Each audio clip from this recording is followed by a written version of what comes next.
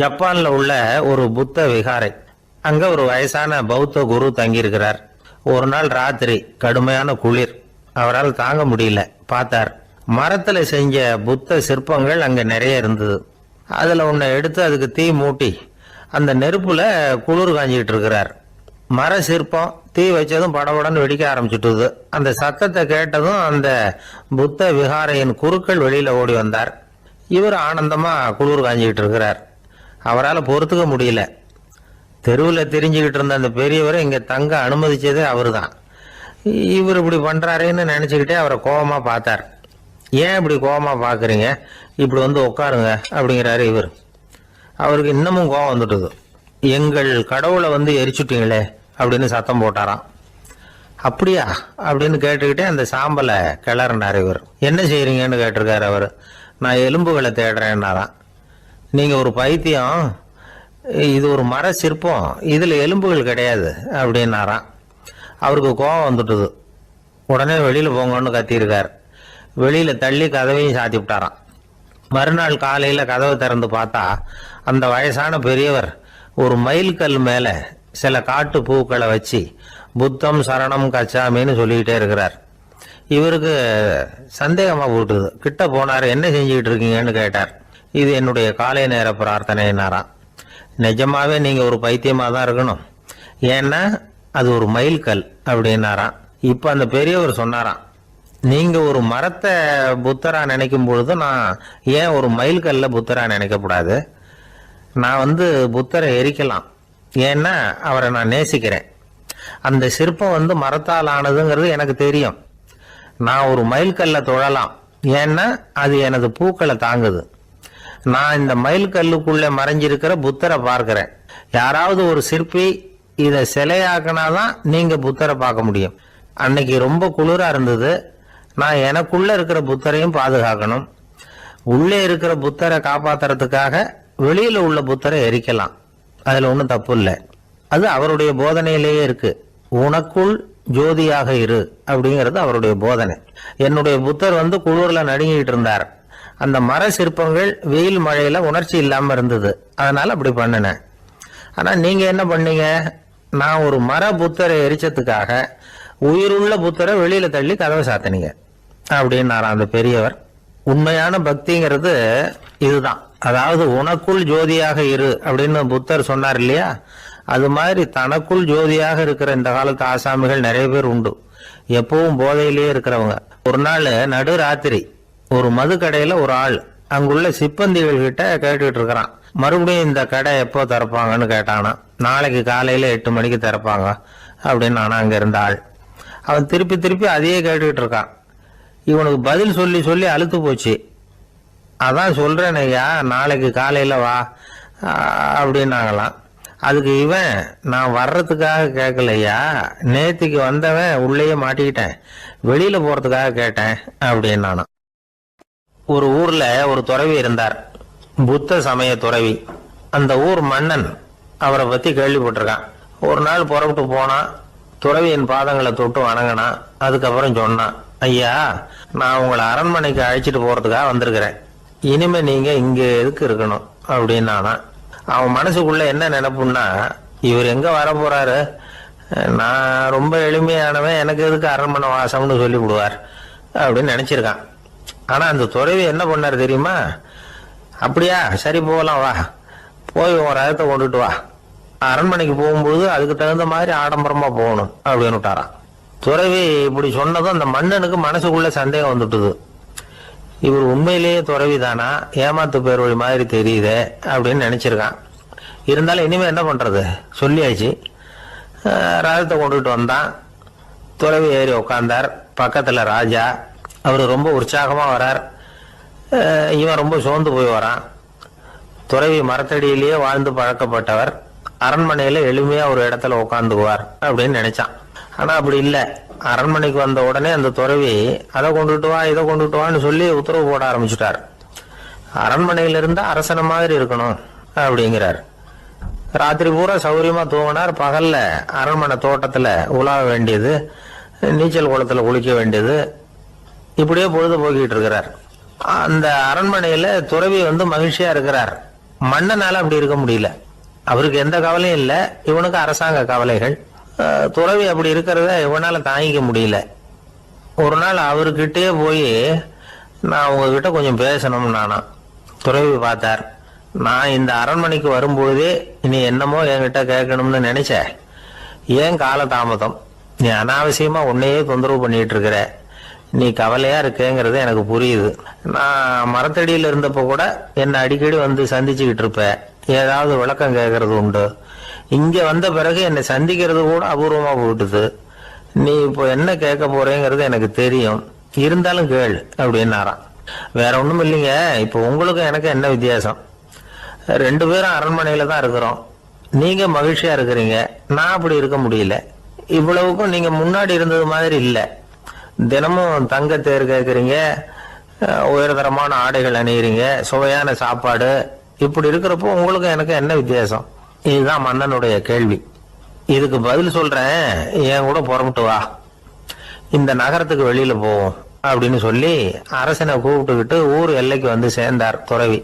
அங்க போய் சொன்னார், இத பாருப்பா, இந்த இடத்த தான் தேடிட்டு இருந்தேன்.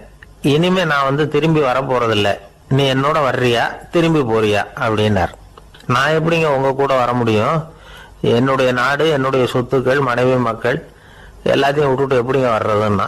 இப்ப அந்த துறவி சொன்னார், இப்ப வித்தியாசத்தை தெரிஞ்சுக்கிட்டியா? நான் அரண்மனையில் இருந்தேன், எல்லா வித பொருள்களும் உடையவனா இருந்தேன், ஆனா எதையும் சொந்தம் கொண்டாடுறவனா இருக்கல. ஆனா நீ அப்படி இல்லை, எல்லாத்தையும் சொந்தம் கொண்டாடிட்டு இருக்கிற. இதுதான் நமக்குள்ள வித்தியாசம் அப்படின்னு சொன்னார். அரண்மனை ஆடைகளை அப்படியே கலைஞர் அரசங்கிட்ட கொடுத்தார். உன்னுடைய ஆடைகளை நீயே வச்சுக்கோன்னார். அவர் பாட்டுக்கு நடந்து போனார், திரும்பியே பார்க்கல. அரசனுக்கு அப்பதான் தன்னுடைய அறியாமை விளங்குச்சான். இதுல இருந்து நாம புரிஞ்சுக்க வேண்டியது என்னன்னா, இந்த உலகத்துல எத்தனையோ பொருள்கள், அதையெல்லாம் முறையா பயன்படுத்தினா மகிழ்ச்சி. அதை விட்டுட்டு அதுக்கெல்லாம் சொந்தம் கொண்டாட ஆரம்பிச்சா கவலை. நம்ம ஆட்கள் வந்து சொந்தம் கொண்டாடுற விதமே தனி. ஒரு ஆளு இன்னொருத்தங்கிட்ட ஒரு கொடை கடன் வாங்கியிருந்தான், திருப்பி கொடுக்கல. கொடையை கொடுத்தவன் கேட்டான், என்கிட்ட கடன் வாங்கினிய கொடை, அதை கொஞ்சம் திருப்பி தர்றியான்னா. அது உனக்கு இப்போ அவசரமா தேவைப்படுதா அப்படின்னு கேட்டான் இவன். எனக்கு தேவைப்படல, அந்த கொடையை நான் யாருகிட்ட வாங்கியிருந்தேனோ அவனுக்கு இப்போ அது அவசரமா தேவைப்படுது அப்படின்னு அந்த ஆள். திபேத் நாட்டுல புத்த மடாலயங்கள் நிறைய உண்டு. அதுக்கு ஒரு தலைமையகமும் உண்டு. அது வந்து இந்த திபேத் தலைநகரம் லாசாவில் இருக்குது. ரொம்ப காலத்துக்கு அப்பால அதை பற்றிலாம் நிறைய விவரங்கள் எழுதி வச்சிருக்கிறாங்க. அது இப்போவும் நமக்கு கிடைக்குது. அதாவது ரொம்ப தூரத்துக்கு அந்தாண்ட மலைகளுக்கு நடுவில் ஒரு கிளை மடாலயம். அந்த மடத்தின் தலைவருக்கு வயசாயிட்டு தான், அதனால தலைமை பொறுப்பை வந்து வேற ஒருத்தர்கிட்ட ஒப்படைக்கலாம் அப்படின்னு முடிவு பண்ணாராம். உடனே ஒரு லாமாவை கூப்பிட்டார். அவர் மூலமா தலைமை மடாலயத்துக்கு செய்தி அனுப்புனார், பொருத்தமான வாரிசு ஒருத்தரை அனுப்பி வைக்கும்படியாக. அந்த வாலிப லாமா புறப்பட்டார். காடு மேடெல்லாம் நடந்து போறார். ரொம்ப நாள் கழிச்சு தலைமை பீடத்தை அடைஞ்சார். தலைமை குரு கிட்ட விவரத்தை சொன்னார். தகுதியான ஒருத்தரை அனுப்பி வச்சா அழைச்சிட்டு போறேன் அப்படின்னார். சரி, நாளைக்கு காலையில நீங்க அவங்க எல்லாரையும் அழைச்சிட்டு போகலாம்னார் அவரு. அவங்க எல்லாரையுமா? அங்க தேவைப்படுறது ஒருத்தர் தானே அப்படின்னாரு இவர். ஆமான்னார். அப்புறம் ஏன் எல்லாரையும் அழைச்சிட்டு போக சொல்றீங்கன்னார். அது இப்போ உனக்கு புரியாது. நான் ஒரு 100 பிக்குகளை அனுப்புறேன், அதாவது பிட்சுகளை. அவ்வளவு பேரையும் அங்க வச்சு சமாளிக்க முடியாது அப்படின்னாரு இவரு. இருந்தாலும் இப்ப அந்த தலைமை குரு என்ன சொன்னார்னா, அதை பத்தி கவலைப்படாத, நான் வந்து 100 பேரை அனுப்புறேன், அதுல 99 பேர் வழியிலேயே காணாம போடுவாங்க, ஒருத்த மட்டும்தான் வருவான், அவனும் அங்க வந்து சேர்ந்துட்டானா நீ ரொம்ப கொடுத்து வச்சவன் அப்படின்னார். இவருக்கு ஒன்றும் புரியல. இருந்தாலும் மறுநாள் அந்த வாலிப லாமா 100 பேரை அழைச்சிட்டு புறப்பட்டார். போற வழியிலேயே பல பேர் அங்கங்க பிச்சுட்டு போட்டாங்க. அவர் சொன்னது மாதிரியே வழியில அவங்க ஊர்கள் இருந்தது தான் காரணம். அப்பா அம்மாவை பார்த்துட்டு வரேன் அப்படின்னு கொஞ்சம் பேர் போனாங்க. சொந்த பந்தத்தை பார்த்துட்டு வரேன் அப்படின்னு கொஞ்சம் பேர். ஒரு வாரம் ஆச்சு. இப்ப மிஞ்சினது 10 பேர் தான். வழியில ஒரு நகரம், அங்க சில பிட்சுக்கள் வந்து சந்திச்சாங்க. எங்க மடத்து தலைவர் இறந்துட்டார், உங்களில் யாராவது ஒருத்தர் எங்களுக்கு தலைவராக முடியுமா அப்படின்னு கேட்டாங்க. 10 பேரும் தயார். அதுல ஒருத்தரை அழைச்சிட்டு அவங்க போயிட்டாங்க. இன்னொரு ஊரில் சில பேர் வந்தாங்க, வழிமறிச்சாங்க. நில்லுங்க, எங்கள் மன்னர் மகளுக்கு திருமணம், அதை நடத்தி வைக்க 3 லாமாக்கள் தேவை அப்படின்னாங்க. இப்படி கொஞ்சம் கொஞ்சமாக எல்லாரும் காலி. கடைசியில் 2 பேரும் மிஞ்சினாங்க. அங்கே ஒரு இளம்பெண் எதிரில் வந்தா, எங்கள் அப்பா வேட்டைக்கு போயிருக்கிறாரு, இன்னும் திரும்பி வரல, வீட்டில் வேற யாரும் இல்லை, தனியாக இருக்க பயமாக இருக்கு, யாராவது ஒருத்தர் எனக்கு துணையாக இருக்கணும் அப்படின்னு கேட்டுக்கிட்டா. எங்கள் 2 பேரில் நீயே ஒருத்தரை தேர்ந்தெடுத்துக்கோ, இல்லைன்னா எங்களுக்குள்ள சண்டை வந்துடும் அப்படின்னாங்க. இப்போ மிஞ்சினவர் ஒருத்தர், அவருக்கும் ஒரு சோதனை வந்தது. ஒரு தர்க்கவாதி எதிரில் வந்தான், உன்னோட வாதம் பண்ணணும்னா. இவனோட வாதம் பண்றேன், அது முடிய ரொம்ப காலம் ஆகலாம், தர்க்கத்தில் நான் ஜெயிச்சா அங்கே வரேன், இல்லைன்னா இவருடைய சீடன் ஆயிடுவேன் அப்படின்னாரு அவரு. கடைசியா அழைக்க வந்த வாலிபலாமா மட்டும் வெறும் கையோட திரும்பி போனார். அங்க இருந்த வயசான மடாதிபதி கேட்டார், எத்தனை பேர் அங்கிருந்து புறப்பட்டீங்கன்னார். என்னையும் சேர்த்து 101ன்னாரு அவரு. நல்லது, நீயாவது திரும்பி வந்திய, அதுதான் எனக்கு போதும், ஏன்னா நீ தான் எனக்கு உண்மையான வாரிசு, அந்த 100 பேர்ல யாரும் வரமாட்டாங்க அப்படின்னாரு அவர். ஏன்னா அவருக்கு தெரியும் இவர் ஒருத்தர் தான் திரும்பி வருவாருங்கிறது. திபேத்தில் ஒரு பழங்கால பழமொழி உண்டாம், 100 பேர் செல்லலாம், எப்பொழுதாவது ஒருவன் அபூர்வமாக அடைய வேண்டிய இடத்தை அடைவான். இதுதான் அந்த பழமொழி. ஒரு உன்னதமான இலக்கை அடையணும்னா அது அவ்வளவு சுலபமான காரியம் இல்லை. இந்த காலத்து மடாலயம் ஒண்ணு, அதுல ஒரு தலைவர், அவருக்கு வயசாயிட்டது, தனக்கு ஒரு வாரிசை நியமிக்கணும் அப்படின்னு ஆசைப்பட்டார். ரொம்ப கஷ்டப்பட்டு ஒருத்தரை பிடிச்சார், தனக்கு வாரிசா நியமிச்சுட்டு அவர் சமாதி ஆயிட்டார். புதுசா பொறுப்பேற்றுக்கிட்டவர் அப்படியே உட்காந்துருந்தாரு. அவரை தேடிட்டு பத்திரிகை நிருபர்கள்லாம் வந்தாங்க, கேட்டாங்க. அவர் உங்க பொறுப்புல அவர் பெரியவர் விட்டுட்டு போன இது எவ்வளவு சுமாரா தேரும், எவ்வளவு விட்டுட்டு போனார் அப்படின்னு கேட்டிருக்கிறாங்க. அது என்ன ஒரு 50 லட்சம் இருக்கும் அப்படின்னாராம். அவ்வளவும் பணமா அப்படின்னு கேட்டிருக்காங்க. இல்லைங்க, கடன் அப்படின்னாராம் இவர். ஒரு ஜென் துறவி, அவருக்கு ரொம்ப வயசாயிட்டுது, கடைசி காலம். நண்பர்களெல்லாம் கூப்பிட்டார். நண்பர்களே, நான் வித்தியாசமான முறையில் சாகணும்னு ஆசைப்படுறேன், அதுக்கு ஏதாவது யோசனை சொல்லுங்களேன் அப்படின்னு கேட்டாராம். நண்பர்கள் சிரிச்சாங்க. என்ன பேச்சு பேசுறீங்க, சாவறதுங்கிறது என்ன விளையாட்டுத்தனமான காரியமா அப்படின்னு கேட்டிருக்காங்க. அந்த துறவி கொஞ்ச நேரம் யோசனை பண்ணார். அப்புறம் கேட்டாராம், இது வரைக்கும் யாராவது நடந்துகிட்டே இறந்துருக்கிறாங்களா அப்படின்னாராம். எல்லாரும் இல்லைன்னாங்களாம். ஒருத்தர் மட்டும் சொல்லியிருக்கார், அப்படியும் ஒருத்தர் இறந்துருக்கிறதாக ஒரு கதையில படிச்சிருக்கிறேன், ஒரு ஞானியால தான் அப்படியெல்லாம் செய்ய முடியும் அப்படின்னு அவர் சொன்னாராம். சரி, அப்படின்னா அந்த முறை நமக்கு வேணாம், நின்றுகிட்டே யாராவது உயிரை விட்டுருக்காங்களா அப்படின்னு விசாரிச்சாராம். அப்படியும் ஒருத்தர் இறந்துருக்கிறார் அப்படின்னாங்களாம். மறுபடியும் அந்த துறவி யோசனை பண்ணியிருக்கிறார், ஏதாவது வித்தியாசமான முறையில் நாம் போகணும் அப்படிங்கிறது அவருடைய விருப்பம். மனிதன் எப்படி வாழ்கிறானோ அப்படி இறப்பது தான் நல்லது. சரி, யாராவது தலைகீழாக யோகம் செய்யும் நிலையில் இறந்துருக்கிறாங்களா அப்படின்னு விசாரிச்சாராம். நண்பர்கள் சிரிச்சாங்க.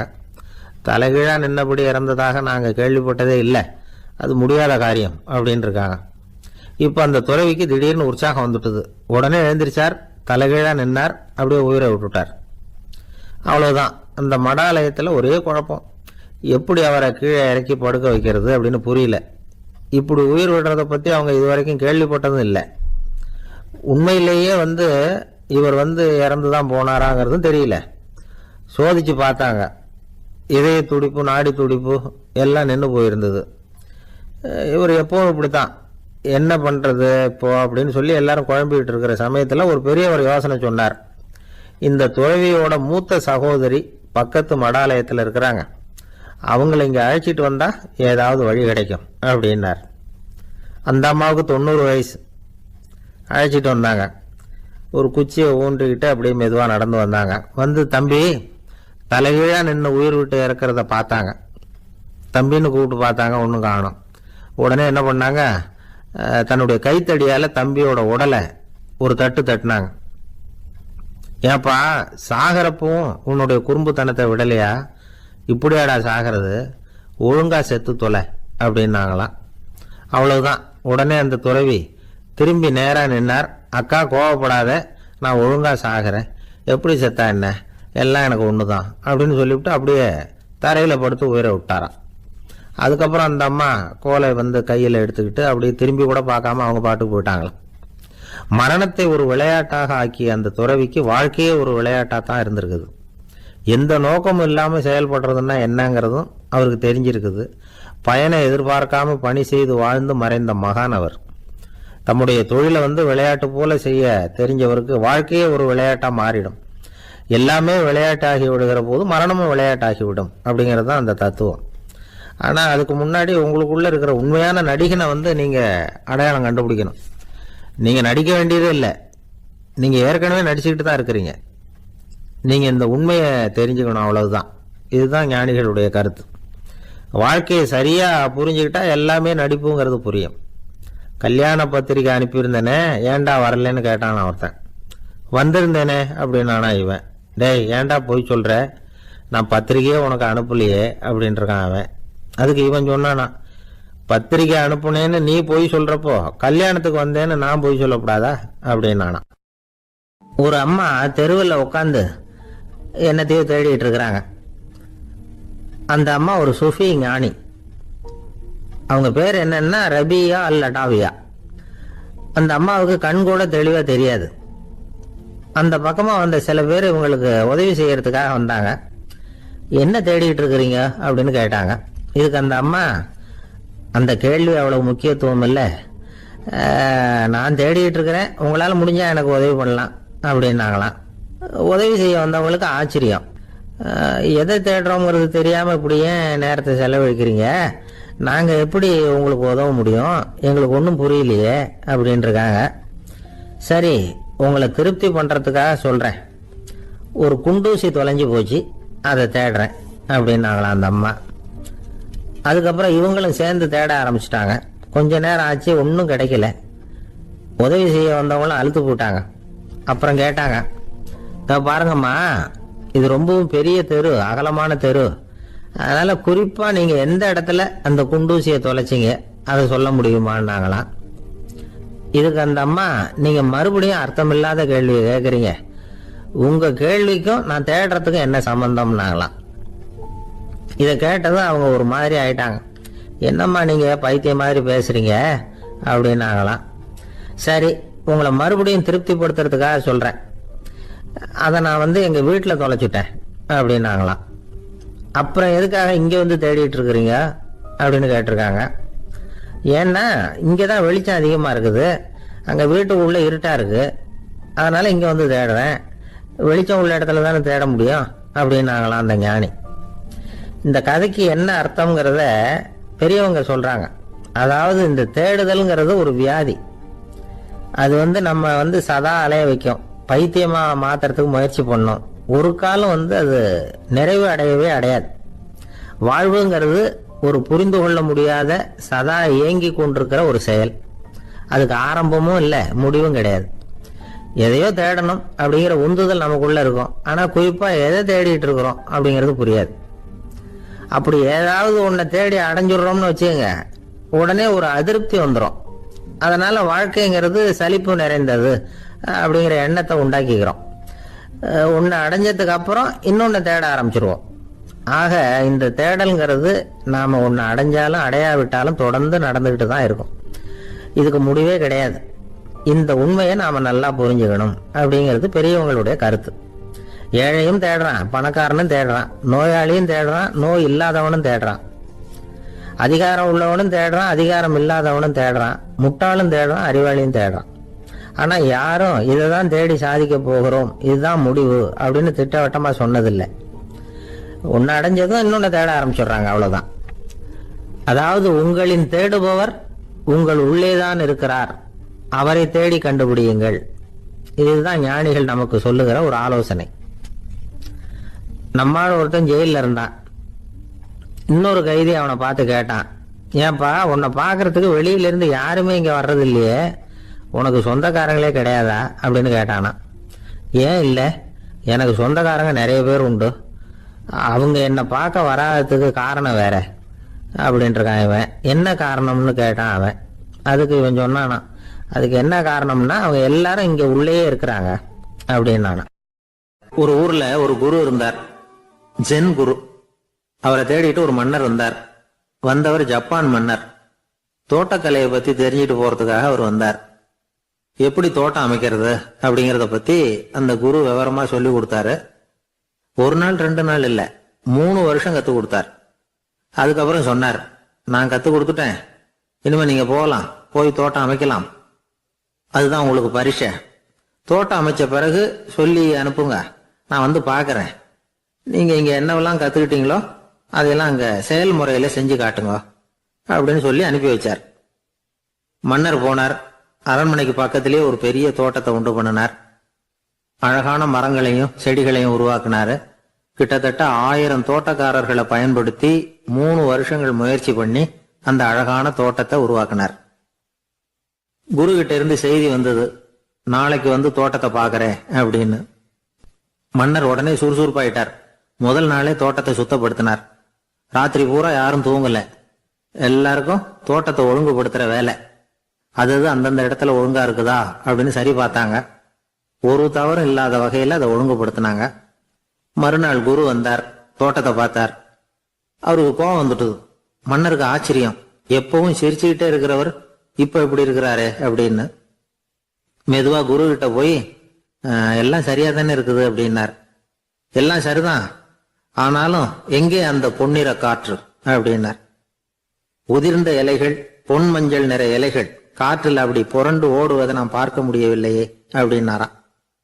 அது இல்லாம இந்த தோட்டம் உயிரோட்டம் உள்ளதா இருக்காது, இதுல பாடல் இல்லை, ஆடல் இல்லை, அதெல்லாம் இல்லாம இந்த தோட்டம் ரொம்பவும் செயற்கையா தெரியுதுன்னாராம்.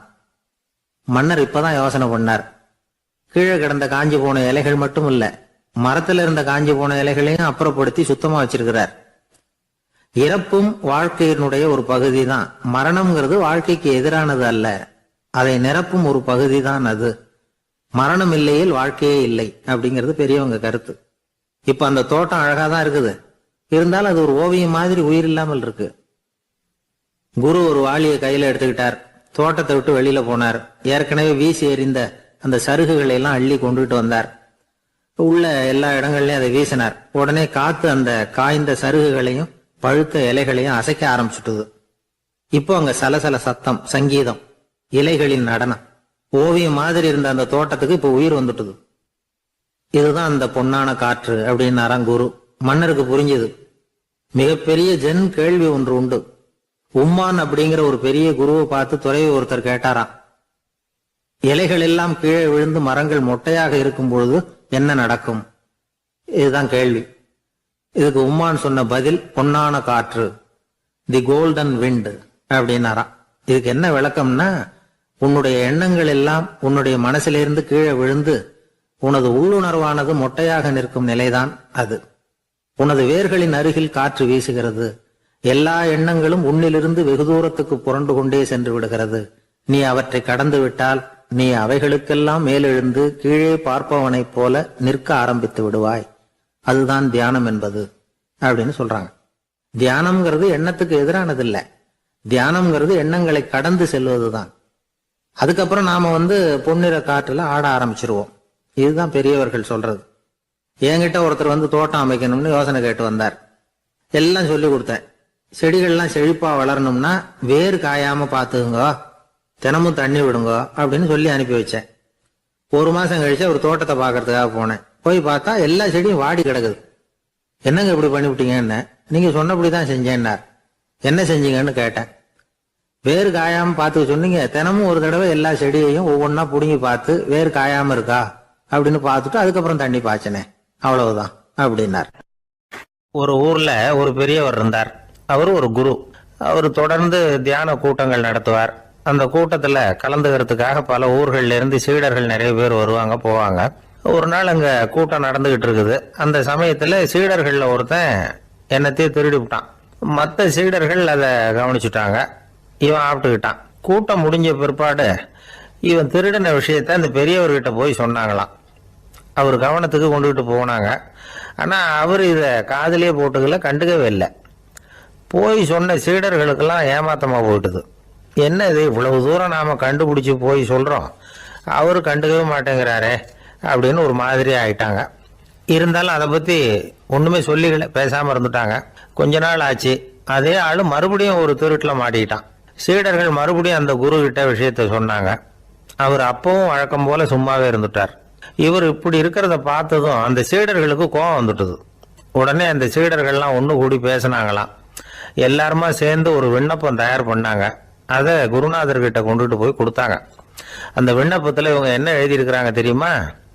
குருநாதர் அவர்களே, உடனே திருடனவன் மீது சட்ட நடவடிக்கை எடுக்கணும். நீங்க அப்படி அவனை இங்க சேர்க்கப்படாது. நீங்க சேர்த்தீங்கன்னா நாங்க இங்க இருக்கிறத பத்தி யோசிக்க ஆரம்பிச்சிருவோம். அவனை இந்த மடத்தை விட்டே துரத்தி பண்ணணும். நீங்க அவனை வெளியில அனுப்புங்க, இல்லைன்னா நாங்க அத்தனை பேரும் வெளியில போயிடுறோம். இப்படிதான் அந்த விண்ணப்பத்துல எழுதியிருக்கிறாங்க. குரு அந்த விண்ணப்பத்தை வாங்கி படிச்சு பார்த்தார். அதுக்கப்புறம் அதை எழுதின அத்தனை பேரையும் கூப்பிட்டாரு. எல்லாரும் இப்படி வாங்கன்னாரு. வந்தாங்க. இப்படி என் எதிரில் உட்காருங்கன்னார். உட்காந்தாங்க. அப்புறம் சொன்னார், இதை பாருப்பா, நீங்க எல்லாரும் புத்திசாலிகள். உங்களுக்கு எது நல்லது எது கெட்டதுங்கிறது நல்லா தெரியும். நீங்க மேற்கொண்டு ஏதாவது படிக்கணும்னு நினைச்சா வேற எங்க வேணும்னாலும் போகலாம். அதுக்கு நான் தடை சொல்ல மாட்டேன். ஆனா உங்களால குற்றம் சாட்டப்பட்ட அவன் இருக்கானே, அவன் எப்படின்னா அவனுக்கு எது நல்லது எது கெட்டதுங்கிறதெல்லாம் தெரியாது. அதனாலதான் திருடுறான். நீங்க சொல்றது மாதிரி அவனை அடிச்சு துரத்தி போடுறோம்னு வச்சுங்க, அவனுக்கு எப்படி நல்லது கெட்டது தெரியும்? அவனுக்கு அதை யாரு சொல்லி கொடுக்கறது? அதனால இங்கேயே இருக்கட்டும், அதுதான் சரி. இதுக்காக நீங்க எல்லாரும் என்னை விட்டுட்டு போனாலும் சரி, அவனை நான் விரட்ட மாட்டேன் அப்படின்னு விட்டாரான். இவ்வளவையும் திருடனை அந்த சீடன் கேட்டுக்கிட்டே இருந்திருக்கான். அவன் கண்கள்ல கண்ணீர். அப்படியே எழுந்திரிச்சு வந்தான். குரு காலில் விழுந்தான். அவன் கண்ணீர்ல அவனது தீமை கழுவப்பட்டது அப்படிம்பாங்க.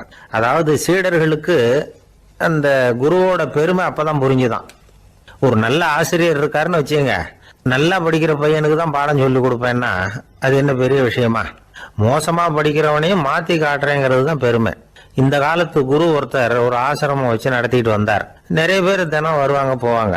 ஒரு நாள் ஒருத்தன் வந்தான். அந்த குரு முன்னாடி போய் நின்னான். ஐயா, என்ன உங்க சீடனா ஏத்துக்கணும்னா.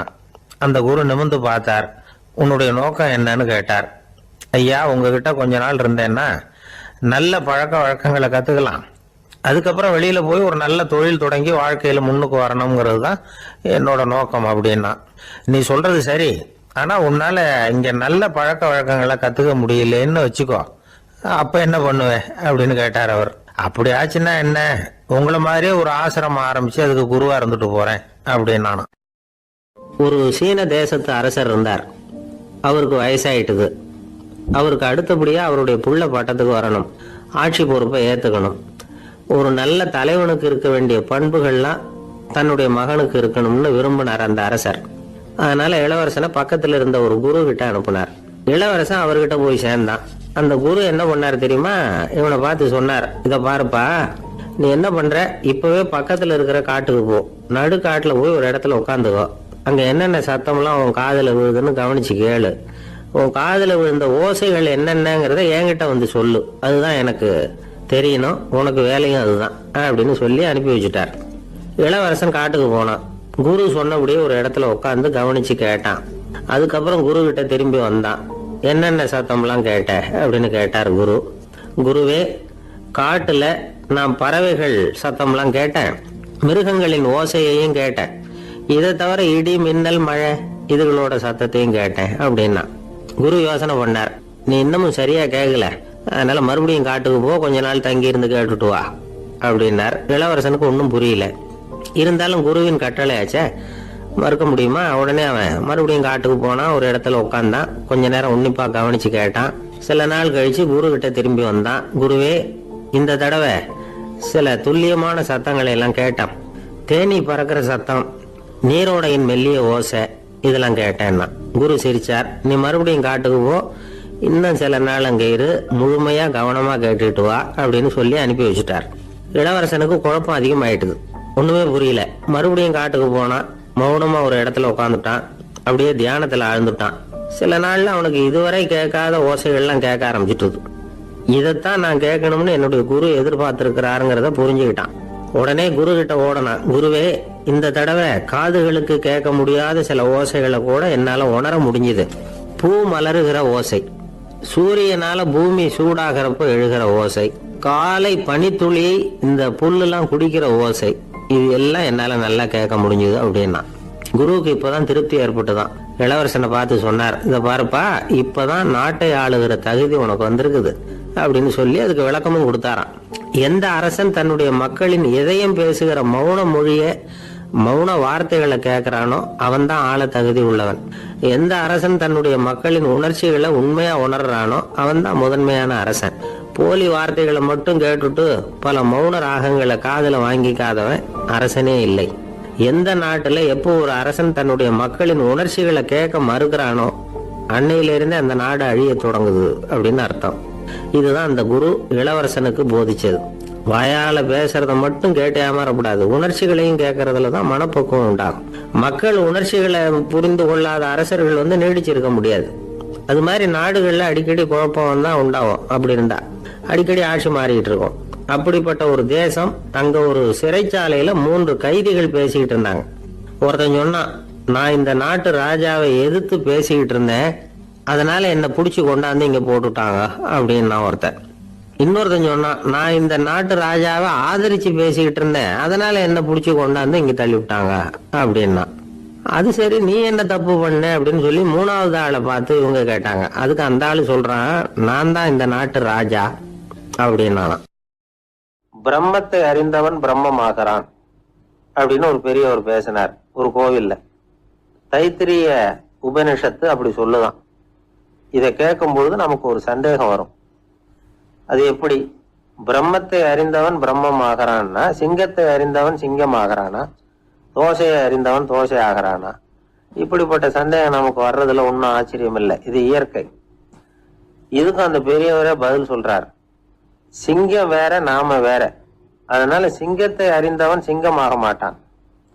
ஆனா பிரம்மம் வேற, நாம வேற இல்லை.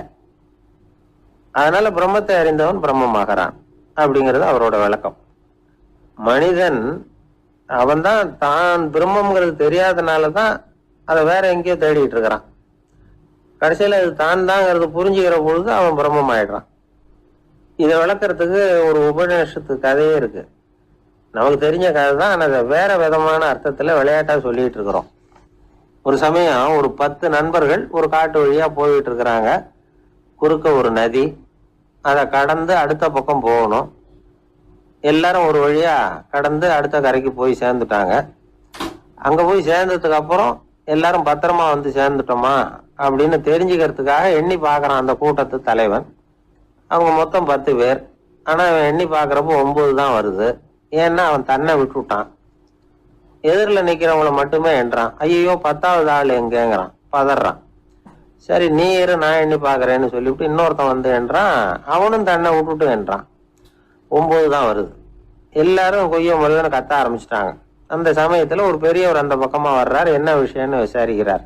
10வது ஆளை 6 அடிச்சுட்டு போடுது அப்படின்னு சொல்லி இவங்க அழறாங்க. சரி அழாதீங்க அப்படின்னு சொல்லி அந்த தலைவனை பார்த்து இப்படி வாங்குறாரு. வர்றான். இப்ப எனக்கு முன்னாடி ஒரு தரம் எண்ணு பார்க்கலாம்ங்கிறார்.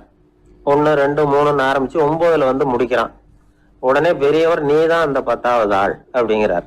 இது உண்மை. நாம தான் அது. நாம தான் நம்மளை வேற எங்கேயோ தேடிட்டு இருக்கிறோம். நாம எங்கேயோ தேடிட்டு இருக்கிறோமே, அந்த பிரம்மம் நாம தான். இப்படி ஒரு பெரிய உண்மையை விளக்கறதுக்காக தான் அப்படி ஒரு கதை சொல்லப்பட்டது. ஆனா அதை நாம வேற விதமா வேடிக்கையா உபயோகப்படுத்திட்டு இருக்கிறோம். எப்படி தெரியுமா? ஒரு ஆத்தங்கரையில ஒரு 10 பேர் மூழ்கிக்கிட்டே நின்றுட்டு இருந்தாங்களாம். அந்த பக்கமா வந்த ஒருத்தன், ஏன் இப்படி மூழ்கிக்கிட்டு நிக்கிறீங்கன்னு கேட்டிருக்கிறான். எங்களுக்கு நீச்சல் தெரியாது, நாங்கெல்லாம் அடுத்த கரைக்கு போய் சேரணும் அப்படின்னு நாங்களாம். சரி நாங்க விட்டுட்டு போய் விடுறேன். எல்லாரும் அக்கறைக்கு போய் சேர்ந்த உடனே ஆளுக்கு ₹1 வீதமா மொத்தம் ₹10 எனக்கு கொடுக்கணும் அப்படின்னு இருக்கான் இவன். சரின்னு ஒத்துக்கிட்டாங்க. இவன் ஒவ்வொருத்தரா கையை பிடிச்சி மெதுவா ஆத்துல இறக்கி அழைச்சிட்டு போயிட்டான். 9 பேரை கரை சேர்த்துட்டான். 10வது ஆளு பாதி ஆத்துல போயிட்டு இருக்கிறப்ப திடீர்னு வெள்ளம் வந்துட்டுது. புடி நழுவி போச்சு. கையை விட்டுட்டான். வெள்ளம் அடிச்சுட்டு போட்டுது. அழைச்சிட்டு வந்தவன் நீச்சல் அடிச்சு தடுமாறி கரைக்கு வந்து சேர்ந்துட்டான். கரையில இருந்தவங்களுக்கு இந்த விஷயம் தெரியாது. இருந்தாலும் இவன் உடம்பு பூரா நனைஞ்சி கொஞ்சம் அதிகமாக மூச்சு வாங்க நின்றுகிட்டு இருந்தானா, ஏங்க ஏன் இப்படி மூச்சு வாங்குது, என்ன விஷயம் அப்படின்னு கேட்டாங்களாம். அதுக்கு இவன் கொஞ்சமா அலட்டிக்காம சொன்னானா, வேற ஒண்ணும் இல்ல, நீங்க கொடுக்க வேண்டிய ₹10ல ₹1 குறைஞ்சு போச்சு, அவ்வளவுதான் அப்படின்னானா. கிபி 1078 வருஷம் மார்ச் மாதம் 19ஆம் தேதி திங்கட்கிழமை அதிகாலை நேரம் ஒரு குழந்தை பிறந்தது. எங்க தெரியுமா? காஸ்பியன் கடலுக்கு தெற்கே பாரசீக மொழி வழங்கிய தபரிஸ்தான் மாநிலத்துல ஜீலான்கிற புனித நகர், அதோட புறநகர் பகுதியில உள்ள நீப்புங்கிற ஊர்ல தான் அந்த குழந்தை பிறந்தது. அந்த இடம் இப்போ ரஷ்யாவில் இருக்கு. அந்த குழந்தை யாருன்னு நினைக்கிறீங்க? அதுதான் முஹித்தீன் பெருமான், ஆன்மீக சாதனைகள் புரிந்த மகான் முஹித்தீன் ஆண்டகை. தன்னுடைய 18வது வயசுல உயர்கல்விக்காக ஜீலான் நகரத்தை விட்டு பகுதாத் நகரத்துக்கு புறப்பட்டு போறார். இளம் பிராயம் தானே, அதனால துணைக்கு ஒரு வர்த்தக கூட்டத்தோட சேர்ந்து போயிட்டு இருக்கிறார். ரொம்ப தூரம் போகணும். ஒவ்வொரு இடமா தங்கி தங்கி போயிட்டு இருக்கிறாங்க. ஒரு இடத்துல ஒரு கொள்ளை கூட்டம் பயங்கரமான ஆயுதங்களோட அவங்கள வழிமறிச்சுட்டுது. அந்த வர்த்தக கூட்டம் வச்சிருந்த பொருள்களை எல்லாம் அவங்க பறிச்சு விடுறாங்க. இவங்களும் பயந்துகிட்டு இருந்தது எல்லாத்தையும் அவங்க கிட்ட கொடுத்துடுறாங்க. முஹித்தீன் ஆண்டகை மட்டும் இதையெல்லாம் பார்த்துக்கிட்டு தனியா ஒதுங்கி நிக்கிறார். ஒரு 18 வயசு பையன் மட்டும் இப்படி தனியா அநாத சிறுவன் மாதிரி நின்றுட்டு இருக்கிறத அந்த கொள்ளை கூட்டத்துல இருந்த ஒருத்தன் பாக்குறான். கிட்ட நெருங்கி வர்றான். அலட்சியமாவும் கிண்டலாவும் உங்ககிட்ட ஏதாவது இருக்குதா அப்படின்னு கேக்குறான். இவங்கிட்ட என்ன இருக்க போகுது அப்படிங்கிற நம்பிக்கையில அவன் அப்படி கேக்குறான். உடனே இவரு ஓ இருக்குதே, என்கிட்ட 40 தீனார் இருக்கு அப்படிங்கிறார். இப்படி சொல்லியும் அந்த கொள்ளைக்காரனுக்கு நம்பிக்கை வரல. என்னடா அவன் விளையாடாத, பொய் சொல்லாத, உண்மையை சொல்லு அப்படிங்கிறான். அவன் உண்மையைத்தான் சொல்றேன், என்கிட்ட 40 தீனார் இருக்கு அப்படிங்கிறார். இவர் எங்க வச்சிருக்கிற அப்படின்னு கேக்குறான். சட்டையின் விழாப்புறத்துல உள்ள பகுதியில அதை வச்சு தச்சிருக்கிறாங்க அப்படின்னு உண்மையை சொல்றார். உடனே கொள்ளை கூட்ட தலைவன் அதை கத்தியால கீறிப்பார் அப்படின்னு உத்தரவு போடுறான். அந்த சட்டையை கிழிக்கிறாங்க. உள்ள இருந்து 40 பொற்காசுகளும் பொல பொலன்னு கீழே கொட்டுச்சு. அதை பார்த்த உடனே அந்த கொள்ளை கூட்ட தலைவன் மலைச்சு போய் நின்னுட்டான். காசை பார்த்துட்டு அவன் மலைச்சு போகல, பொய் பேசாத அந்த பையனோட நேர்மையை பார்த்துட்டு அவன் அப்படி நின்னான். மெதுவா அந்த பையன் கிட்ட வந்தான். ஏன்பா நீ என்ன பணக்கார குடும்பமா அப்படின்னு கேட்டான். அப்படிலாம் இல்ல, எனக்கு அப்பா இல்ல, அம்மா மட்டும்தான் உண்டு. எங்க அப்பா எனக்குன்னு விட்டு போன சொத்தே இந்த 40 தீனார் தான் அப்படின்னாரு இவர். அப்படி இருந்துமா உண்மை பேசணும்னு ஆசைப்பட்டேன். என்கிட்ட ஒண்ணும் இல்லைன்னு ஒரு வார்த்தை சொன்ன உன்னை விட்டுருப்போமே அப்படின்னா அவன். அப்படி இல்லைங்க, நான் இறைவன் திருநாமத்தை அறியக்கூடிய கல்வி ஞானத்துக்காக இப்ப போயிட்டு இருக்கிறேன். இறைவன் திருநாமத்தை உச்சரிக்க வேண்டிய நாவால பொய் பேசக்கூடாதுன்னு எங்க அம்மா சொல்லி இருக்கிறாங்க. அதனால நான் எப்பவுமே பொய் சொல்ல மாட்டேன் அப்படின்னு என்னுடைய தாய்க்கு வாக்கு கொடுத்திருக்கிறேன் அப்படின்னார் அவர். முஹித்தீன் பெருமான் வார்த்தைகளை கேட்ட அந்த கொள்ளையர்கள் மனம் திருந்தி நல்லவங்களா ஆயிடுறாங்க. அந்த கொள்ளையர் தலைவன் பிற்காலத்துல ஒரு பெரிய மகான் ஆயிடுறார்.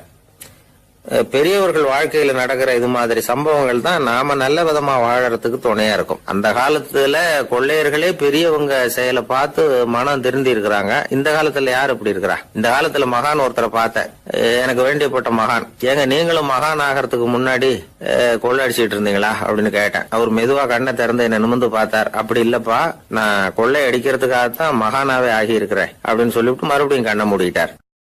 ஜவஹர்லால் நேரு பிரதமரா இருந்த சமயம் அவர் ஒரு தடவை சென்னைக்கு வந்திருக்கிறார். இங்கே சில முக்கிய நிகழ்ச்சிகளில் கலந்துக்கிறதுக்காக வந்திருந்தார். ஆளுநர் மாளிகையில் ஒரு நாள் ராத்திரி தங்கி மறுநாள் புதுடெல்லி புறப்படுறதாக ஏற்பாடு. நிகழ்ச்சியிலெல்லாம் முடிச்சுக்கிட்டு ஆளுநர் மாளிகையில் தங்கி இருக்கிறார். அன்றைக்கு இரவு படிக்கிறதுக்கு ஒரு முக்கியமான புத்தகம் அவருக்கு தேவைப்பட்டது. அந்த சமயத்தில் உலக அளவில் ஒரு முக்கியமான பொருளாதாரம் சம்பந்தமான ஒரு புத்தகம் வெளியாகி இருக்கிற விஷயம் அவருக்கு தெரியும். அந்த புத்தகம் மெட்ராஸுக்கு வந்திருக்குமா, அது இங்கே கிடைக்குமா அப்படின்னு விசாரிச்சிருக்கிறார் நேருஜி. அவர் இப்படி கேட்ட உடனே அங்கே இருந்தவங்கெல்லாம் ரொம்ப பரபரப்பாக செயல்பட ஆரம்பிச்சுட்டாங்க. முக்கியமான இடங்கள்ல எல்லாம் விசாரிச்சிருக்கிறாங்க அந்த புத்தகம் உங்ககிட்ட இருக்கான்னு. சென்னையில் உள்ள கன்னிமாரா நூல் நிலையத்துக்கு எப்படியும் அந்த புத்தகம் வந்திருக்கணும் அப்படின்னு ஒரு நம்பிக்கை. அங்கே விசாரித்தாங்க. அந்த புத்தகம் 2 நாளைக்கு முன்னாடி தான் அங்கே வந்திருக்குது அப்படிங்கிற விஷயம் தெரிஞ்சுது. உடனே எல்லாரும் அங்கே ஓடினாங்க. அவங்களுக்கு இன்னொரு சந்தேகம், புத்தகம் வந்திருக்கு சரி, அது இந்த சமயத்தில் வேற யாரும் படிக்கிறதுக்கு எடுத்துகிட்டு போயிருக்கக்கூடாதே அப்படிங்கிற சந்தேகம் இருந்தாலும் மனசுக்குள்ள ஒரு தைரியம். இப்படி ஒரு புத்தகம் வெளிவந்திருக்கிற விஷயமே நேருஜி சொல்லி தான் நமக்கே தெரியும். அதுவும் இல்லாமல் உலக பொருளாதாரம் சம்பந்தமான ஏதோ ஒரு புத்தகம் அது. அதை போய் இந்த நேரத்தில் அவ்வளவு ஆர்வமாக யார் எடுத்துகிட்டு போயிட போகிறாங்க அப்படிங்கிற தைரியம். இந்த தைரியத்தோடு அந்த நூல் நிலையத்துக்கு ஓடினாங்க. புத்தகத்தை தேடினா அது கிடைக்கல, யாரோ எடுத்துகிட்டு போயிருக்கிறாங்க. நேருவுக்கு மட்டுமே தெரிஞ்சிருந்த அந்த புத்தகம் பற்றின விஷயம் சென்னையில் வேற ஒருத்தருக்கும் தெரிஞ்சிருக்குது. உடனே எல்லாரும் பரபரப்பாக அந்த அதுக்குன்னு இருக்கிற ரிஜிஸ்டர் இருக்குல்ல, பதிவேடு, அதை புரட்டி பார்க்குறாங்க யார் எடுத்துகிட்டு போகிறாங்கன்னு தெரிஞ்சுக்கிறதுக்காக. எடுத்துகிட்டு போனவங்க அதில் கையெழுத்து போட்டிருப்பாங்கல்ல, அதை பார்த்து யாருன்னு தெரிஞ்சுக்கலாம் அப்படிங்கிறதுக்காக தான் அதை புரட்டுறாங்க. அதோ அந்த புத்தகத்தோட பேர் பக்கத்தில் அதை எடுத்துக்கிட்டு போனவங்க கையெழுத்து உத்து பார்க்குறாங்க எல்லாரும். அதில் போட்டிருக்குது பேர் CN அண்ணாதுரை அப்படின்னு எழுதியிருந்தது. அவர் தான் பேரறிஞர் அண்ணா. நேரு படிக்க விரும்பின ஒரு புத்தகத்தை அதே நேரம் படிக்க விரும்பின இன்னொரு தலைவர் இவர். படிக்கிறதுல அவருக்கு இருந்த ஆர்வத்தை நாம் தெரிஞ்சுக்கணும்னா அதுக்கு எவ்வளவோ சம்பவங்கள் இருக்குது. கடைசி காலத்தில் அவர் அடையாறு மருத்துவமனையில் படுத்திருக்கிறார். அவருக்கு ஒரு முக்கியமான அறுவை சிகிச்சை செய்ய வேண்டியிருக்குது அவசரமாக. அமெரிக்காவிலேருந்து டாக்டர் மில்லர் வந்திருக்கிறார். அவர்கிட்ட கேட்குறார், டாக்டர் நாளைக்கே அறுவை சிகிச்சை செய்ய போகிறீங்களா அப்படின்னு. ஆமாங்கிறார் டாக்டர் மில்லர். நாளைக்கு மறுநாள் செஞ்சுக்கிறேனே அப்படின்னாரான் அண்ணா. ஏன் ஏதாவது நாள் பார்க்குறீங்களான்னு கேட்டிருக்கார். இல்லை, ஒரு புத்தகத்தை படிச்சுக்கிட்டு இருக்கிறேன், அதை நாளைக்குள்ளே முடிச்சிருவேன், அதுக்கப்புறம் நான் இறந்தாலும் கவலை இல்லை அப்படின்னாரான் இவர். அவர் தான் அறிஞர் அண்ணா. சங்ககால நூல்கள்லேருந்து சமீபத்தில் வந்த நூல்கள் வரைக்கும் எல்லாம் அவர் படிச்சிருக்கிறார். ஒரு திருமண விழாவில் அவர் பேசும்பொழுது சொன்ன விஷயம் இது. சங்க காலத்தில் காதலியை மணக்க விரும்புகிறவனுக்கு அவனுடைய தந்தை வீர சோதனைகள்லாம் வைப்பார். போய் புலிப்பல்லு கொண்டுக்கிட்டு வா, அப்போ தான் என் பொண்ணை கொடுப்பேன் அப்படின்னு சொல்லுவார். காதலன் உடனே காட்டுக்கு போவான், ஒரு புலியை கொன்று அதனுடைய பல்லை கொண்டுகிட்டு வருவான். அதை வீர பதக்கத்தில் பதிச்சு அவனுக்கு மாமனார் சூட்டுவார் கல்யாண சமயத்தில். இப்போலாம் காதலன் கிட்ட அப்படி சொல்ல முடியாது. இப்போலாம் காதலன் கிட்ட காட்டுக்கு போய் புலிப்பல் கொண்டுகிட்டு வான்னு யாராவது சொன்னால் புலி தான் மாப்பிள்ளையாக வந்து சேரும் அப்படின்னார். ஒரு சிகை அலங்கார கூடம், ரொம்ப சுறுசுறுப்பாக எல்லாரும் வேலை செஞ்சுக்கிட்டு இருக்கிறாங்க. முடிவெட்டிக்க வந்திருக்கிறவங்க நிறைய பேர், எல்லாரும் வரிசையாக உட்காந்துருக்குறாங்க. அந்த சமயத்தில் திடீர்னு கதவை திறந்துக்கிட்டு ஒருத்தர் உள்ளே வர்றார். அவர் ஒரு பெரிய மனிதர். அவரும் முடிவெட்டிக்கிறதுக்காக தான் உள்ளே வந்திருக்கிறார். அவரை பார்த்த உடனே அங்கே வரிசையில் உட்காந்துருந்தவங்க எல்லாரும் எழுந்திரிச்சு அவர்கிட்ட வந்துட்டாங்க. அவரை சுற்றி நின்றுக்கிட்டாங்க. எப்படி இருக்கிறீங்க, நல்லா இருக்கீங்களா அப்படின்னு விசாரிக்க ஆரம்பிச்சிட்டாங்க. எல்லாம் முடிஞ்சதும் வந்தவர் கேட்டார், வரிசையில் கடைசியாக இருக்கிறவர் யார் அப்படின்னு கேட்டார். ஏன்னு கேட்டாங்க. நான் அதுக்கு அடுத்தபடியாக உட்காரணும், அதுக்காக தான் கேட்குறேன் அப்படின்னார். உடனே அங்கே இருந்தவங்கள்லாம் என்ன சொன்னாங்க தெரியுமா? நீங்கள் வரிசையில் காத்திருக்கக்கூடாது, நீங்கள் அரசாங்கத்தின் தலைவர், உங்களுக்கு நேரம் முக்கியம், அதனால் நீங்கள் முன்னாடி போங்க அப்படின்னு சொன்னாங்க. ஆனால் அதை அவர் கேட்கல. தோழர்களே, உங்களுடைய கருத்துக்கு ரொம்ப நன்றி. எல்லாரும் வரிசையாக தான் வரணும், அதுதான் முறை. வரிசையில் வரணுங்கிற நடைமுறையை நானும் பின்பற்ற விரும்புகிறேன். நாம் எல்லாரும் சமமானவர்கள் அப்படின்னார். இப்படி சொல்லிவிட்டு வரிசையில் கடைசியாக இருந்த ஒரு நாற்காலியில் போய் உட்காந்துக்கிட்டார். தன் சட்டை பையில் இருந்த ஒரு செய்தித்தாளை எடுத்தார், படிக்க ஆரம்பிச்சிட்டார். ஆனால் அங்கே இருந்தவங்களால இதை பார்த்துக்கிட்டு சும்மா இருக்க முடியல. ஒருத்தர் எழுந்திரிச்சு வந்தார். ஐயா, இப்போ என்னுடைய முறை வந்திருக்குது, நான் தான் போக வேண்டிய முறை. உங்களை இங்கே காத்திருக்க வைக்கிறத விட ஒரு 5 ஆண்டுகளுக்கு கூட நான் முடிவெட்டிக்காமே இருந்துட முடியும் அப்படின்னார். அவர் மறுபடியும் சொன்னார், ஐயா, நீங்கள் வரிசை முறையை தாண்டி போக விருப்பப்படல, சரி, ஆனால் என்னுடைய முறையை மாற்றி கொடுக்கறதுக்கு எனக்கு முழு உரிமை இருக்குது. இதுக்கு பதிலாக உங்களுடைய கடைசி இடத்த நான் எடுத்துக்கிறேன், இதை நீங்கள் மறுக்க முடியாதுன்னார். அங்கே இருந்த மற்றவங்களும் இதை ஒரு மனசாக வற்புறுத்த ஆரம்பிச்சிட்டாங்க. அந்த பெரிய மனிதர் பார்த்தார், சரின்னு கடைசியாக ஒத்துக்கிட்டார். அவர் யார் தெரியுமா? அவர் தான் மாவீரர் லெனின். ரஷ்யாவில் கிரெம்ளின் சிகை அலங்கார கூடத்தில் தான் இது நடந்தது. எல்லாரும் இந்நாட்டு மன்னர்கள்னு வாயளவில் பேசுறதுல என்ன பிரயோஜனம்? நாம் எல்லாரும் சமங்கிறத நடைமுறையில் கடைபிடிச்சி காட்டினவங்க கொஞ்சம் பேர் தான். அவங்களில் ஒருத்தர் தான் லெனின். வரிசையில் நின்று வர்றதுங்கிறது ஒரு சிறந்த பண்பு, உயர்ந்த பண்பு. இன்றைக்கி பல இடங்களில் அது நமக்கு தேவைப்படுது. ஒரு ரேஷன் கடை வாசல், கடை திறக்கிறதுக்கு முன்னாடியே எல்லாரும் வரிசையில் நின்றுட்டாங்க. கடைசியாக வந்த ஒருத்தர் கியூவில் முன்னாடி போகிறதுக்கு முயற்சி பண்ணுறார். ஏற்கனவே நின்றுட்டு இருக்கிறவங்க அவரை முன்னாடி போகிறதுக்கு விட மாட்டேங்கிறாங்க. கடைசியாக போய் நில்லையா அப்படின்னு எல்லாரும் கத்துறாங்க. அது அவர் காதில் வாங்கலை. முண்டி அடிச்சுக்கிட்டு முன்னாடி போகிறதுக்கே முயற்சி பண்ணிகிட்டு இருக்கிறார். எல்லாரும் சேர்ந்து அவரை வலுக்கட்டாயமாக இழுத்து கொண்டாந்து பின்னாடி கொண்டு போய் நிறுத்திவிட்டு சொன்னாங்க, இதை பாருப்பா, நாங்கள் இருக்கிற வரைக்கும் நீங்கள் முன்னாடி போய் எதையும் வாங்க முடியாது, தெரிஞ்சுக்கோ அப்படின்னாங்க. இப்போ அந்த ஆள் சொன்னாராம், நான் இங்கே பின்னாடி நிற்கிற வரைக்கும் நீங்களும் எதுவும் வாங்க முடியாது அப்படின்னாராம். ஏன்னு கேட்டிருக்கிறாங்க. நான் தான் அந்த கடையை திறக்க வேண்டிய ஆள் அப்படின்னா. நமக்கு முன்னாடி நமக்கு வேண்டிய ஒருத்தர் ஒரு கிளாஸில் நமக்கு பழச்சாறு கொண்டாந்து வைக்கிறாருன்னு வச்சுக்கோங்க. உடனே நாம் என்ன பண்ணுவோம்? எடுத்து கிடுகிடுன்னு சாப்பிட்ருவோம், அடுத்தவங்க யாரும் வர்றதுக்குள்ள.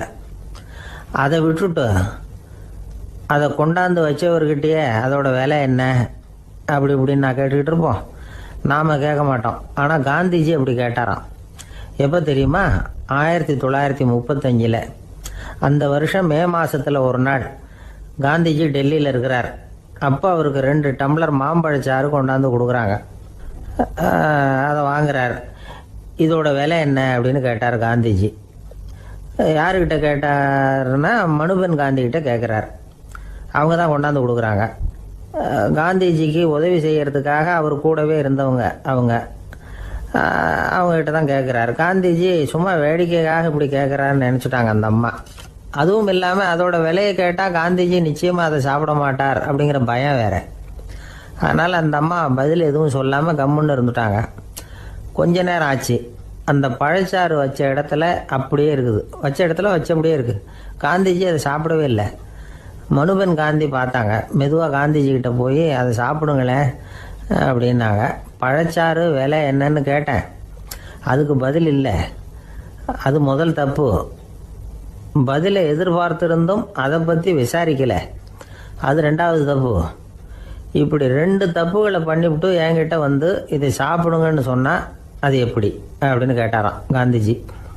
மனுபென் காந்தி என்ன சொல்கிறதுன்னு தெரியாமல் திகைச்சு போய் நின்றுக்கிட்டு இருந்தாங்க. காந்திஜி தொடர்ந்து சொன்னாராம், இப்போ என் முன்னாடி வச்சிருக்கிற இந்த பழச்சாறு விலை சுமாராக ஒரு ₹1/2 இருக்கும். அது அந்த காலத்து மதிப்பு. இந்த பழச்சாறு இல்லாமல் கூட என்னால் இருக்க முடியும். ஆனால் அவசியமான பொருள்களை வாங்கிறதுக்கு கூட சக்தி இல்லாத மக்கள் இந்த நாட்டில் நிறைய பேர் இருக்கிறாங்க. அப்படி இருக்கிறப்போ எனக்கு என்னத்துக்கு இந்த விலை உயர்ந்த பானம்? இதை இப்போ நான் சாப்பிட்டா என் உடம்பு வேணும்னா ஆரோக்கியமாகலாம், ஆனால் என் மனசு அமைதி அடையாது. எனக்கு என்னுடைய உடல் ஆரோக்கியத்தை விட மன ஆரோக்கியம்தான் முக்கியம். அதனால் இதை நான் சாப்பிட மாட்டேன், எடுத்துகிட்டு போயிடு அப்படின்னாராம். அந்த சமயத்தில் ஒரு அகதி பொண்ணு 2 குழந்தைகளோட காந்திஜியை பார்க்கறதுக்காக வந்தது. வணக்கம் சொல்லிச்சு. காந்திஜி உடனே தனக்கு முன்னாடி இருந்த பழச்சாற்றை எடுத்து அந்த பொண்ணுக்கிட்டையும் குழந்தைகள்கிட்டையும் கொடுத்து சாப்பிட சொன்னார். அவங்க அதை வாங்கி ரொம்ப சந்தோஷத்தோடு சாப்பிட்டாங்களாம். அதை பார்த்த காந்திஜி முகத்தில் ஒரு புன்னகை, ஒரு பரவசம், ஒரு திருப்தி. அவர் மனசு நிறைஞ்சிருந்தது. அப்போ அவர் சொன்னாராம், ஆண்டவன் எனக்கு எப்பவும் சரியான சமயத்தில் கை கொடுப்பாருங்கிறது அதுக்கு இதுதான் அத்தாட்சி. நான் ஒரு இக்கட்டான சூழ்நிலையில் இருக்கிறப்ப கூட கடவுளின் கருணையால் அந்த சூழ்நிலை என்னை பாதிக்கலை. என் கூட இவ்வளவு நாள் பழகியும் கூட இங்கே இருக்கிறவங்க எனக்கு அதிக விலையுள்ள பழரசத்தை கொடுத்தாங்க. ஆனால் சரியான நேரத்தில் அதை சாப்பிட வேண்டியவங்களை என்கிட்ட அனுப்பி வச்சு என்னை சந்தோஷப்படுத்தினார் கடவுள், அவருக்கு நன்றி அப்படின்னாராம் மகாத்மா காந்தி. உடல் ஆரோக்கியத்தை விட மன ஆரோக்கியம்தான் எனக்கு முக்கியம்னு சொன்னார் பாருங்க. அதை நாம் எல்லாரும் மனப்பூர்வமாக இன்றைக்கி சிந்திச்சு பார்க்கணும். இந்த காலத்தில் எல்லாரும் அப்படியா நினைக்கிறாங்க? எனக்கு தெரிஞ்ச ஒருத்தர் இருந்தார். தினமும் காலையில் ஒரு காஃபி சாப்பிட உட்கார்ற நேரத்தில் பக்கத்து வீட்டுக்காரர் வந்து சேருவார் கரெக்டாக. உடனே அவரும் தனக்குன்னு வந்திருக்கிற காப்பியை எடுத்து மனப்பூர்வமாக பக்கத்து வீட்டுக்காரர்கிட்ட கொடுத்துருவார். அதுக்கப்புறம் அவருக்காக வேறு காப்பி போட்டு கொண்டாந்து கொடுத்தாலும் வேண்டான்னு சொல்லிடுவார். ஆண்டவனாக பார்த்து சரியான நேரத்தில் அவரை எங்கள் வீட்டுக்கு தினமும் அனுப்பி வைக்கிறார் அப்படிம்பார். ஏன் அப்படி சொல்கிறீங்க அப்படின்னு கேட்டோம் ஒரு நாள். அதுக்கு அவர் சொல்கிறார், எனக்கு என்னோட உடல் ஆரோக்கியம்தான் முக்கியம். இதை கடவுள் புரிஞ்சுக்கிட்டு எங்கள் வீட்டு காப்பியை சாப்பிட்றதுக்கு தினமும் அடுத்த வீட்டுக்காரனை அனுப்பி வைக்கிறார் அப்படின்னார் அவர். ஒரு நீதிமன்றம், அங்கே ஒரு கொலை வழக்கு சம்பந்தமாக விசாரணை நடந்துக்கிட்டு இருக்குது. அந்த வழக்கறிஞர் ரொம்ப தீவிரமாக வாதாடிக்கிட்டு இருக்கிறார். தன்னுடைய கட்சிக்காரர் நிரபராதிங்கிறது அவருக்கு நல்லா தெரியும். அதனால தான் அவர் சார்பாக வாதாடுறதுக்கே ஒத்துக்கிட்டார். அப்படி அவர் மும்முரமாக வாதாடிக்கிட்டு இருக்கிற சமயத்தில் அவசரமாக தந்தி ஒன்று வந்து சேர்ந்தது. அதை வாங்கி படித்து பார்த்தார். அதுக்கப்புறம் அதை மடித்து தன்னுடைய கோட்டு பையில் வச்சுக்கிட்டு தொடர்ந்து வாதாட ஆரம்பிச்சிட்டார். பேசி முடித்தார்.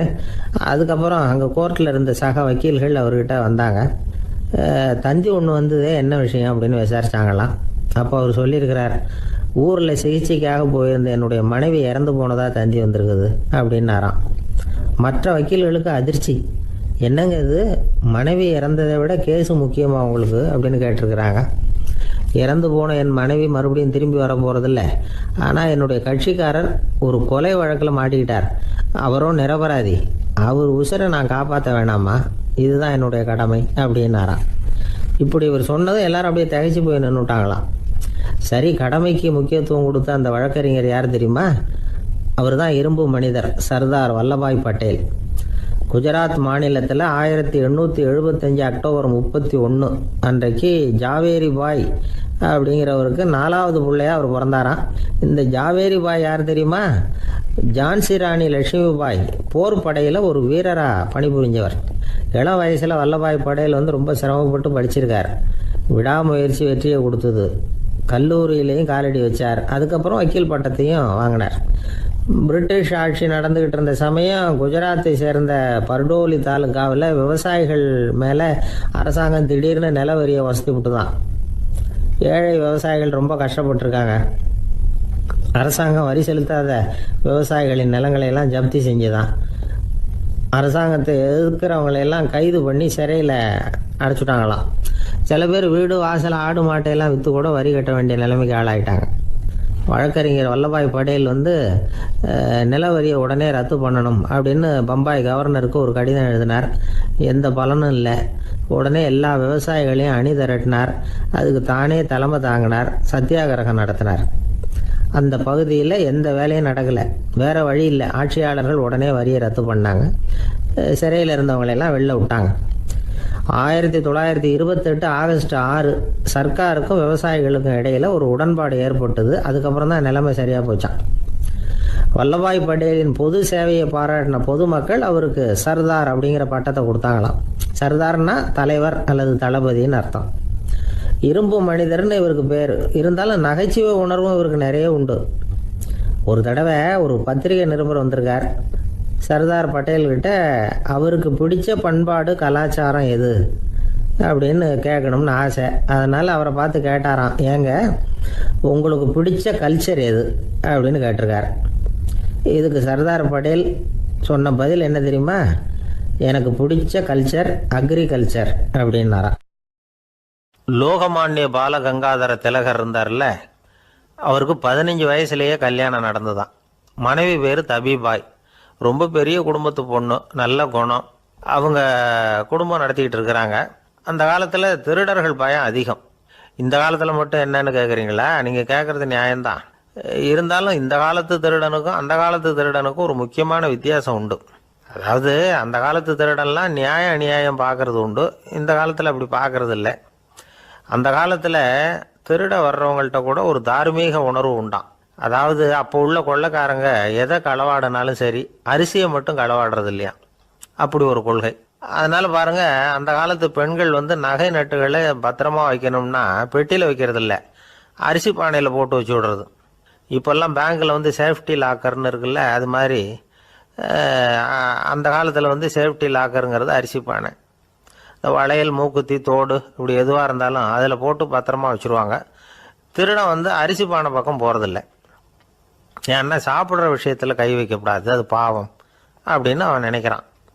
திலகரோட மனைவி தபிபாயும் அதே மாதிரி தன்னுடைய ஆபரணங்களை ஒரு அரிசி பானைக்குள்ளே போட்டு மூடி வச்சுருந்தாங்களாம். இப்படி இருந்தப்போ ஒரு நாள் ஒரு பிச்சைக்கார பொண்ணு வீடு வீடாக பிச்சை கேட்டுக்கிட்டே வந்திருக்குது.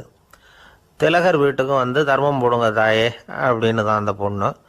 அந்த அம்மா தபிபாய் காதில் இது விழுந்திருக்கு. உடனே கை நிறைய அரிசி அள்ளிக்கிட்டு போட்டிருக்கு. பாத்திரத்தில் அரிசியை போட்டதுக்கு அப்புறம் தான் தெரியுது, பளிச்சுன்னு கண்ணில் படுது. அதாவது அந்த அம்மாவோட வைர மூக்குத்தி ஒன்று அரிசியோடு சேர்ந்து அந்த பிச்சைக்கார பொண்ணு பாத்திரத்தில் போய் விழுந்துட்டுது. இந்த அம்மாவுக்கு மனசுக்குள்ளே குழப்பம், என்ன இப்படி ஆகிட்டுதே, மூக்குத்தி போயிட்டுதே, பிச்சை பாத்திரத்துலேருந்து அதை எப்படி எடுக்கிறது அப்படின்னு தயக்கம். வாயை திறந்து அதை கேட்கறதுக்கும் கூச்சம். திண்ணையில் உட்காந்துருந்த திலகர் இவ்வளவையும் பார்த்துக்கிட்டு இருக்கிறார். மனைவியின் மனசுக்குள்ளே நடக்கிற மௌன போராட்டத்தை அவர் நல்லா புரிஞ்சுக்கிட்டாராம். மனைவியை பார்த்து சொன்னாராம், தபிபாய், இது தெய்வ சம்மதம். அவளுக்கு சேர வேண்டிய மூக்குத்தி அவகிட்ட போயிட்டுது.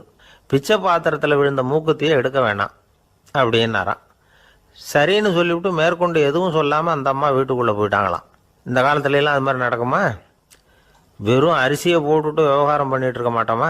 ஒரு பெரிய மனுஷன் வீட்டுக்கு ஒரு பிச்சைக்காரன் வந்தான். ஐயா, நாங்கள் பிச்சைக்காரங்கள்லாம் சேர்ந்து ஒரு சங்கம் வச்சுருக்குறோம், அதுக்கு நிதி சேர்க்குறோம், அதுக்கு ஒரு 100 ரூபா கொடுத்தீங்கன்னா எங்களுக்கு பெரிய உதவியாக இருக்கும் அப்படின்னானா. அதெல்லாம் ஒன்றும் கொடுக்க முடியாது போ அப்படின்னாரான் அவர். அப்படின்னா ஒரு 50 ரூபாயாவது கொடுங்களேன் அப்படின்ட்டுருக்கான். அதுவும் முடியாதுன்னு சொல்லிவிட்டார். 25 ரூபா அப்படின்னு இருக்கான். எதுவும் முடியாது அப்படின்னாரான். சரிங்க, இவ்வளவு பெரிய வீட்டுக்கு வந்துட்டு வெறுங்கையோடு திரும்புறது நல்லா இருக்காது, அதனால சும்மா ஒரு 1 ரூபா மட்டுமாவது கொடுங்க அப்படின்ட்டுருக்கான் அவன்.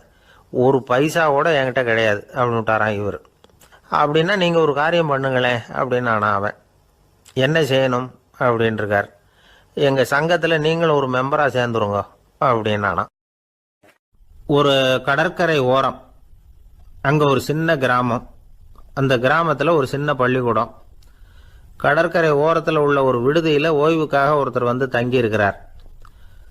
பள்ளிக்கூடத்தில் ஏதோ விழா நடக்கிறது மாதிரி தெரிஞ்சுது. உடனே அவர் அந்த பக்கமாக வந்தார். இங்கே என்ன நடக்குதுன்னு விசாரித்தார். பள்ளி ஆண்டு விழா நடக்குதுன்னாங்க. உடனே போனார். கண்காட்சி ஒன்று வச்சுருந்தாங்க. உள்ளே போய் பார்த்தார். பள்ளிக்கூடத்தில் படிக்கிற மாணவர்களே சொந்தமாக தயார் பண்ண பொருள்களை காட்சிக்கு வச்சுருக்கிறாங்க. அந்த ஊர் மக்கள்லாம் அதை கூட்டம் கூட்டமாக போய் பார்த்துக்கிட்டு இருக்கிறாங்க.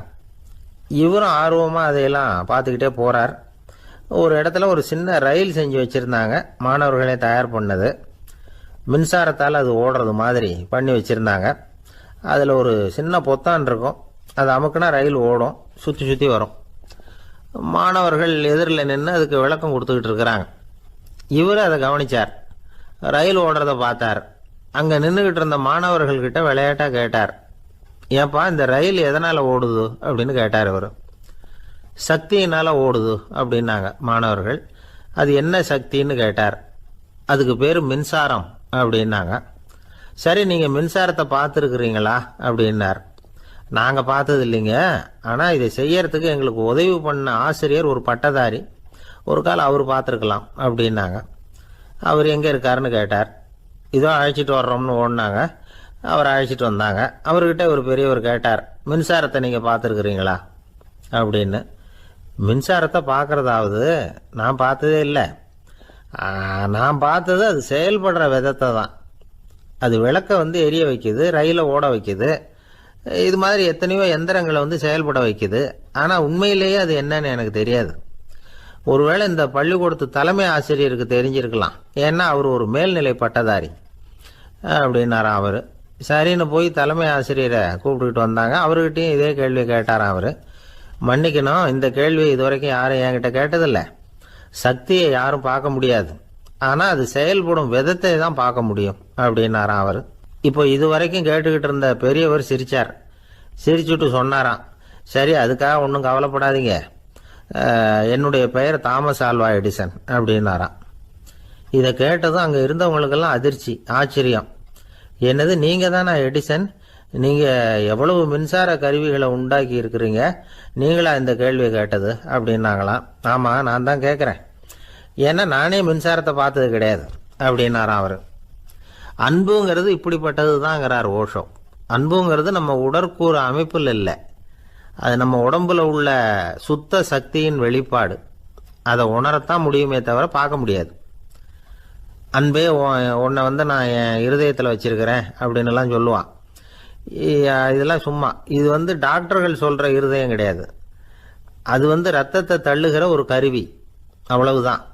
ஞானிகள் சொல்லுகிற இதயம் வேற, அது கண்ணுக்கு புலப்படாத ஒரு சக்தி. என்னுடைய இதயம் ரொம்ப விசாலமானது சார் அப்படின்னார் ஒருத்தர். அப்படிங்களான்னு ரொம்ப மரியாதையா, ஆமாங்க டாக்டர் அப்படி தான் சொல்கிறார், கொஞ்சம் வீங்கி போய் பெருசாக இருக்குதான் அப்படின்னார். ஒரு ஊரில் ஒரு பெரிய செல்வந்தர் இருந்தார். பணத்துக்கு பஞ்சம் இல்லை. அதனால் இந்த உலகத்தில் முடியாத காரியம் எதுவும் இல்லைன்னு நினச்சார். பணம் இருந்தாலே அந்த நினப்பு தானாக வந்துடும். அதனால் இவரும் அப்படி நினச்சதில் ஒன்றும் தப்பு இல்லை. அந்த ஊருக்கு குருநானக் ஒரு தடவை வந்தார். அவருக்கு இந்த செல்வந்தர் ரொம்ப பிரமாதமாக ஒரு வரவேற்பு கொடுத்தார். ஊர் எல்லையிலேயே எங்கள் வீட்டுக்கு வந்து விருந்து சாப்பிட்டுட்டு போகணும்னு கேட்டுக்கிட்டார். அவரும் சரின்னு ஒத்துக்கிட்டார். உடனே தன்னுடைய பங்களாவில் ஒரு பெரிய விருந்துக்கு ஏற்பாடு பண்ணார்.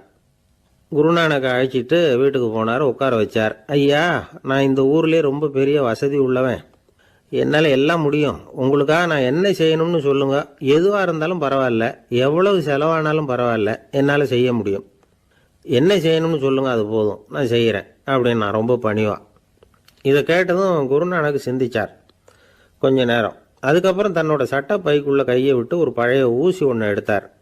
அந்த செல்வந்தர்கிட்ட கொடுத்தார். இதை பாருங்க, இவ்வளவு தூரம் நீங்கள் கேட்கறதுனால சொல்கிறேன், எனக்கு நீங்கள் செய்ய வேண்டிய உதவி இதுதான்னார். ஊசியை கையில் வாங்கிக்கிட்டு இதை என்ன செய்யணும்னு சொல்லுங்க அப்படின்னார் அவர். நீங்கள் செய்ய வேண்டியது என்னென்னா, இந்த ஊசியை பத்திரமா வச்சிருக்கணும். நாம் 2 பேரும் இறந்து போனதுக்கு பின்னாடி இன்னொரு உலகத்தில் நாம் சந்திக்கக்கூடிய வாய்ப்பு இருக்குது. அப்போ இந்த ஊசியை என்கிட்ட கொண்டாந்து கொடுக்கணும். இதுதான் நீங்கள் எனக்காக செய்ய வேண்டிய உதவி அப்படின்னார் குருநானக் லேசாக சிரிச்சுக்கிட்டே. இதை கேட்ட உடனே இந்த பெரியவர் முழிக்க ஆரம்பிச்சிட்டார். அது எப்படிங்க, நான் சாகிறப்ப எப்படி இந்த ஊசியை எடுத்துக்கிட்டு இன்னொரு உலகத்துக்கு வர முடியும்னார்.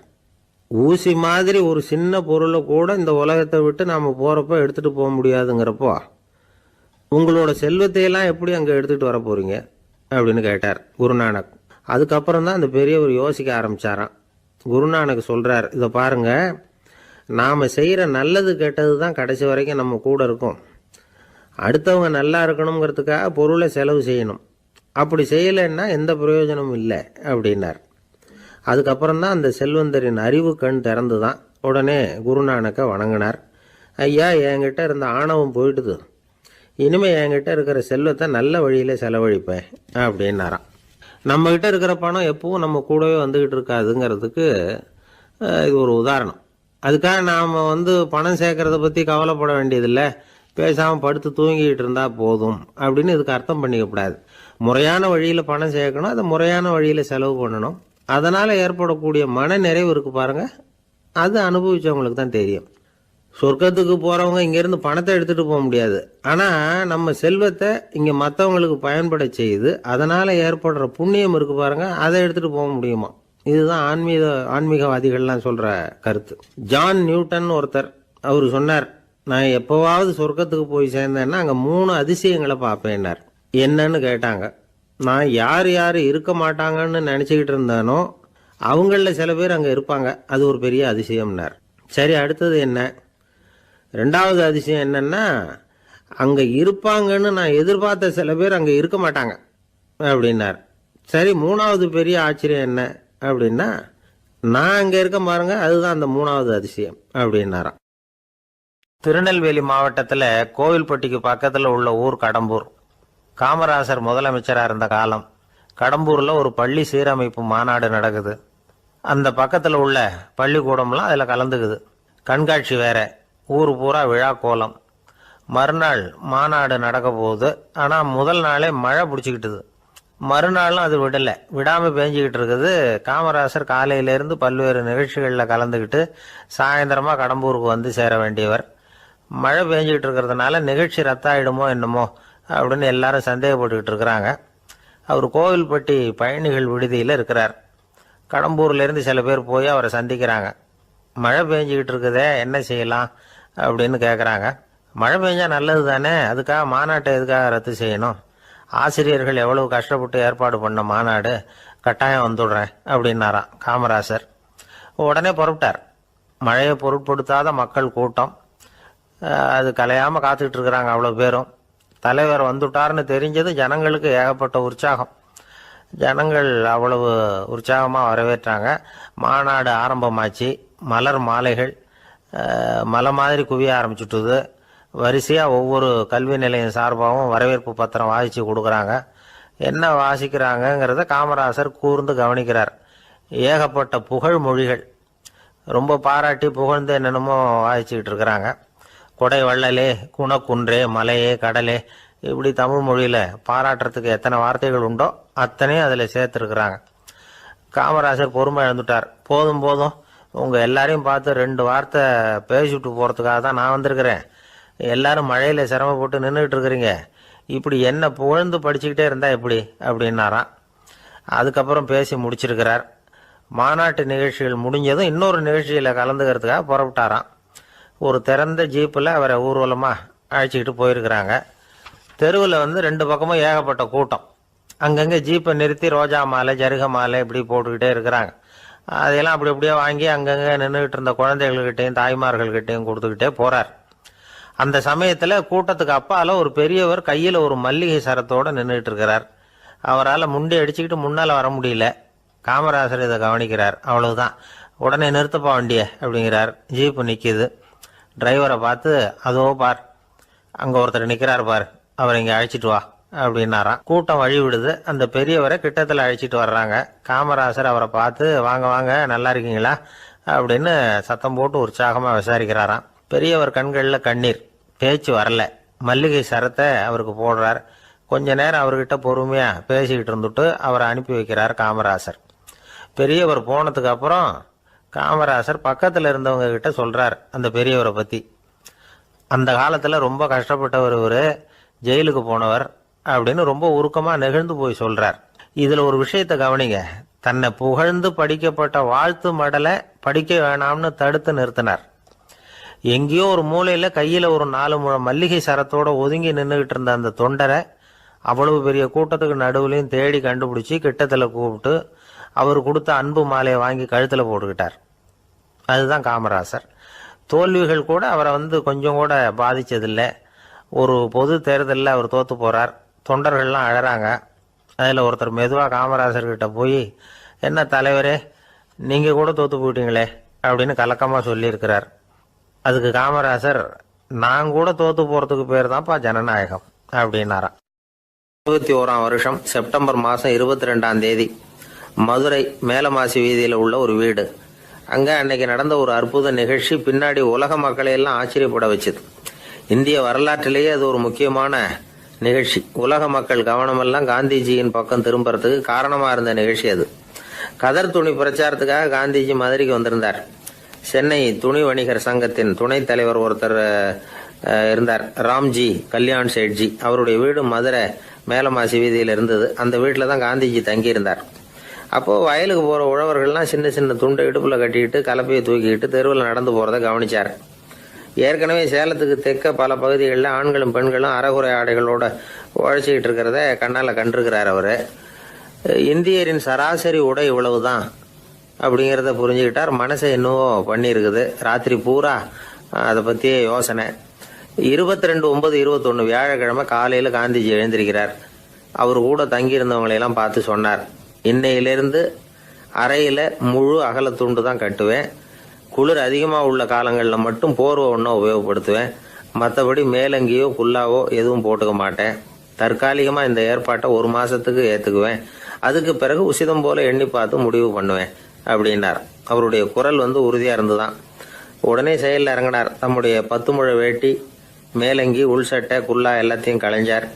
வேட்டியிலிருந்து ஒரு 4 முழ துணியை எடுத்துக்கிட்டார். இதுக்கு உதவி செஞ்சவர் அன்னைக்கு விருதுநகரில் பிரபல தொண்டராக இருந்த பழனிக்குமார பிள்ளை.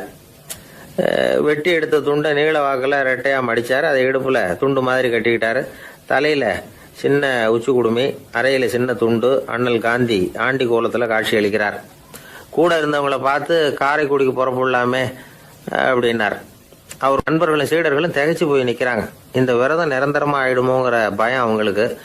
எப்படியோ இந்த விவரம் ராஜாஜிக்கு அன்னைக்கு பிரபலமாக விளங்கின தேசபக்தர் டாக்டர் TSS ராஜனுக்கு எட்டுச்சு. உடனே 2 பேரும் ஓடி வந்தாங்க. வேண்டாமே இந்த கோலம் அப்படின்னாங்க. காந்திஜி தன்னுடைய முடிவில் உறுதியாக இருந்தார். ராஜாஜி என்னென்னமோ வாதமெல்லாம் பண்ணி பார்த்தார். உங்களுடைய வாதத்துக்கு என்னால் பதில் சொல்ல முடியல, இருந்தாலும் நான் செய்கிறது தான் சரிங்கிறதுல எனக்கு சந்தேகம் இல்லை. இன்னைக்கு அதிகாலை 3 மணி இருக்கும். நான் ஓரளவு விழிச்சுக்கிட்டேன். அதாவது உறக்கமும் விழிப்புமா இருந்த நிலையில எனக்கு இந்த எண்ணம் உண்டாச்சு. இது என்னுடைய அந்தராத்மாவின் ஆணை, அதை என்னால் மீற முடியாது அப்படின்னு சொல்லிவிட்டாராம் காந்திஜி. கதர் பிரச்சாரத்துக்காக காரைக்குடிக்கு கிளம்பினார். வாசல்ல 4 மோட்டார் வண்டிகள் காத்துக்கிட்டு இருந்தது. வீதியில 2 பக்கமும் ஜனங்கள். காந்திஜி இடுப்பு துணியோட மோட்டார் வண்டியில ஏறினார். நண்பர்களும் சீடர்களும் மக்களும் உடல் சிலிர்க்க அந்த காட்சியை பார்க்குறாங்க. மோட்டார் வண்டி நகர ஆரம்பிக்குது. எப்பேற்பட்ட காட்சி அது! சுக்கநாத பெருமானியே கூலி ஆளாக்கிய மண், அப்படி ஆக்கி மண் சுமக்க வச்ச மதுரை இல்லையா, அந்த மதுரை தான் காந்திஜி துறவி கோலம் கொள்றதுக்கும் காரணமாக இருந்திருக்குது. இது இன்னைக்கு எத்தனை பேருக்கு தெரியும்? ஒரு தடவை காந்திஜி நேருவும் சுற்றுப்பயணம் செஞ்சாங்களாம். ஒரு இடத்துல நடந்து போயிட்டு இருக்கிறாங்க. குறுக்க ஒரு வாய்க்கால். நேரு என்ன பண்ணார் தெரியுமா? தன்னுடைய இளமை துடிப்பை காட்டுறதுக்காக கொஞ்சம் தூரம் பின்னாடி போய் அங்கேருந்து வேகமாக ஓடி வந்து அந்த வாய்க்காலை தாண்டினாராம். காந்திஜி அப்படி பண்ணல, பக்கத்தில் இருந்த பாலம் வழியா அந்த வாய்க்காலை கடந்து வந்தார். நேரு காந்திஜியை பார்த்து சிரிச்சுக்கிட்டே, என்ன மாதிரி நீங்களும் தாண்டி இருக்கலாமே அப்படின்னாராம். அதுக்கு காந்திஜி சிரிச்சுக்கிட்டே சொன்னாராம், 2 அடி முன்னேறதுக்காக 5 அடி பின்னாடி போறதா அப்படின்னாராம். வங்க நாவலாசிரியர் சரத் சந்திரர் ஒரு நண்பர் அவர்கிட்ட வந்தார். வழக்கமா எல்லா எழுத்தாளர்கள்கிட்டையும் கேட்குற ஒரு கேள்வியை கேட்டார். நீங்க எழுத்துத்துறைக்கு வந்தது எப்படி? இதுதான் கேள்வி. அதை தெரிஞ்சு என்ன பிரயோஜனம்னார் சரத் சந்திரர். சும்மா சொல்லுங்களேன், தெரிஞ்சுக்கிறேன் அப்படின்னார் வந்தவர். சரி சொல்றேன்னு ஆரம்பிச்சார். நான் ரங்கூன்ல வேலை பார்த்துக்கிட்டு இருந்தேன். சம்பளம் பத்தல, வேலையும் பார்த்துக்கிட்டு ஒரு பலசரக்கு கடை வைக்கலாம்னு நினைச்சேன். என்னால் மளிகை கடை வச்சு சரியாக நடத்த முடியுமாங்கிற சந்தேகம் என் மனைவிக்கு. அதை சோதனை பண்ணி பார்க்கணுங்கிறதுக்காக சில பொருள்களின் அளவு, அதோட விலை, இப்படி சிலதை சொல்லி எல்லாத்தையும் மனக்கணக்காக கூட்டி போட சொன்னாங்க. என்னால் சரியாக கூட்டி சொல்ல முடியல. உங்களால் மளிகை கடை நடத்த முடியாதுன்னு சொல்லிவிட்டாங்க. உடனே என்ன பண்ணுறது, வேற வழி இல்லை, கதை எழுத ஆரம்பிச்சிட்டேன் அப்படின்னார். கேட்டவருக்கு சிரிப்பு வந்துட்டு தான். சரத் சந்திரர் ஒரு பக்கம் சீரியஸான நாவல்கள், சிறுகதைகள் எழுதியிருந்தாலும் அவருடைய இன்னொரு பக்கம் வேற விதம். நண்பர்கள்கிட்ட பேசும்பொழுதும் சரி, அவர்களுக்கு கடிதங்கள் எழுதும் போதும் சரி, கேலியும் கிண்டலும் நகைச்சுவை உணர்வும் அதிகமாக இருக்கும். காந்திஜி ஒரு சமயம் கல்கத்தாவுக்கு வந்திருந்தார். தேசபக்தர்கள் பல பேர் அவர்கிட்ட பேசிக்கிட்டு இருந்தாங்க. அப்போது சரத் சந்திரரும் அங்கே இருந்தார். கிரண் சங்கர் ராய் அப்படிங்கிறவரும் அங்கே இருந்தார். அவர் சொன்னாராம், காந்திஜியோட பழகிய முதல் வங்காளி நான் தான். போயர் யுத்த காலத்தில் இவர் லண்டனுக்கு வந்திருந்தப்போ என்கிட்ட தான் வங்காள மொழி கற்றுக்கிட்டார் அப்படின்னாராம். உடனே சரத் சந்திரர் காந்திஜியை பார்த்து, இவர் உங்களுக்கு வங்காள மொழி கற்றுக் கொடுத்தது உண்மைதானா அப்படின்னாராம். ஆமான்னாராம் காந்தி. அதனால தான் உங்களால் வங்காள மொழி கற்றுக்க முடியல அப்படின்னாராம். எல்லாரும் சிரிச்சாங்களாம். சரத் சந்திரர் சாம்தாபேர் அப்படிங்கிற கிராமத்தில் தங்கியிருந்தார். ஒரு இலக்கிய நிகழ்ச்சியில் கலந்துக்கிறதுக்காக. அதுக்காக ஒரு கல்கத்தாவுக்கு போக வேண்டிய சூழ்நிலை. அதுக்காக புறப்பட்டார். அந்த சமயத்தில் பின்னாடி இருந்து யாரோ அவரை கூப்பிட்டாங்க. இப்படி கூப்பிட்டவரை பார்த்து இன்னொருத்தர் யாரோ அதட்டி இருக்கிறாங்க. போகிறவரை ஏன் இப்படி கூப்பிடுறீங்க அப்படின்னு. ஏன் கூப்பிட்டா என்னன்னு கேட்டிருக்கார் சரத் சந்திரர். புறப்படுறவங்கள பின்னாடி இருந்து கூப்பிடுறது அபசகுனம், போகிற இடத்துல ஏதாவது ஆபத்து வரலாம் அப்படின்னு அதுக்கு விளக்கம் கொடுத்துருக்கிறார் அவர். உடனே சரத் சந்திரர் சொன்னாராம், இதோ இவங்க என்ன இலக்கிய கூட்டத்துக்கு அழைச்சிட்டு போகிறாங்களே, இதை விட வேற என்ன ஆபத்து வந்துட போகுது அப்படின்னாராம்.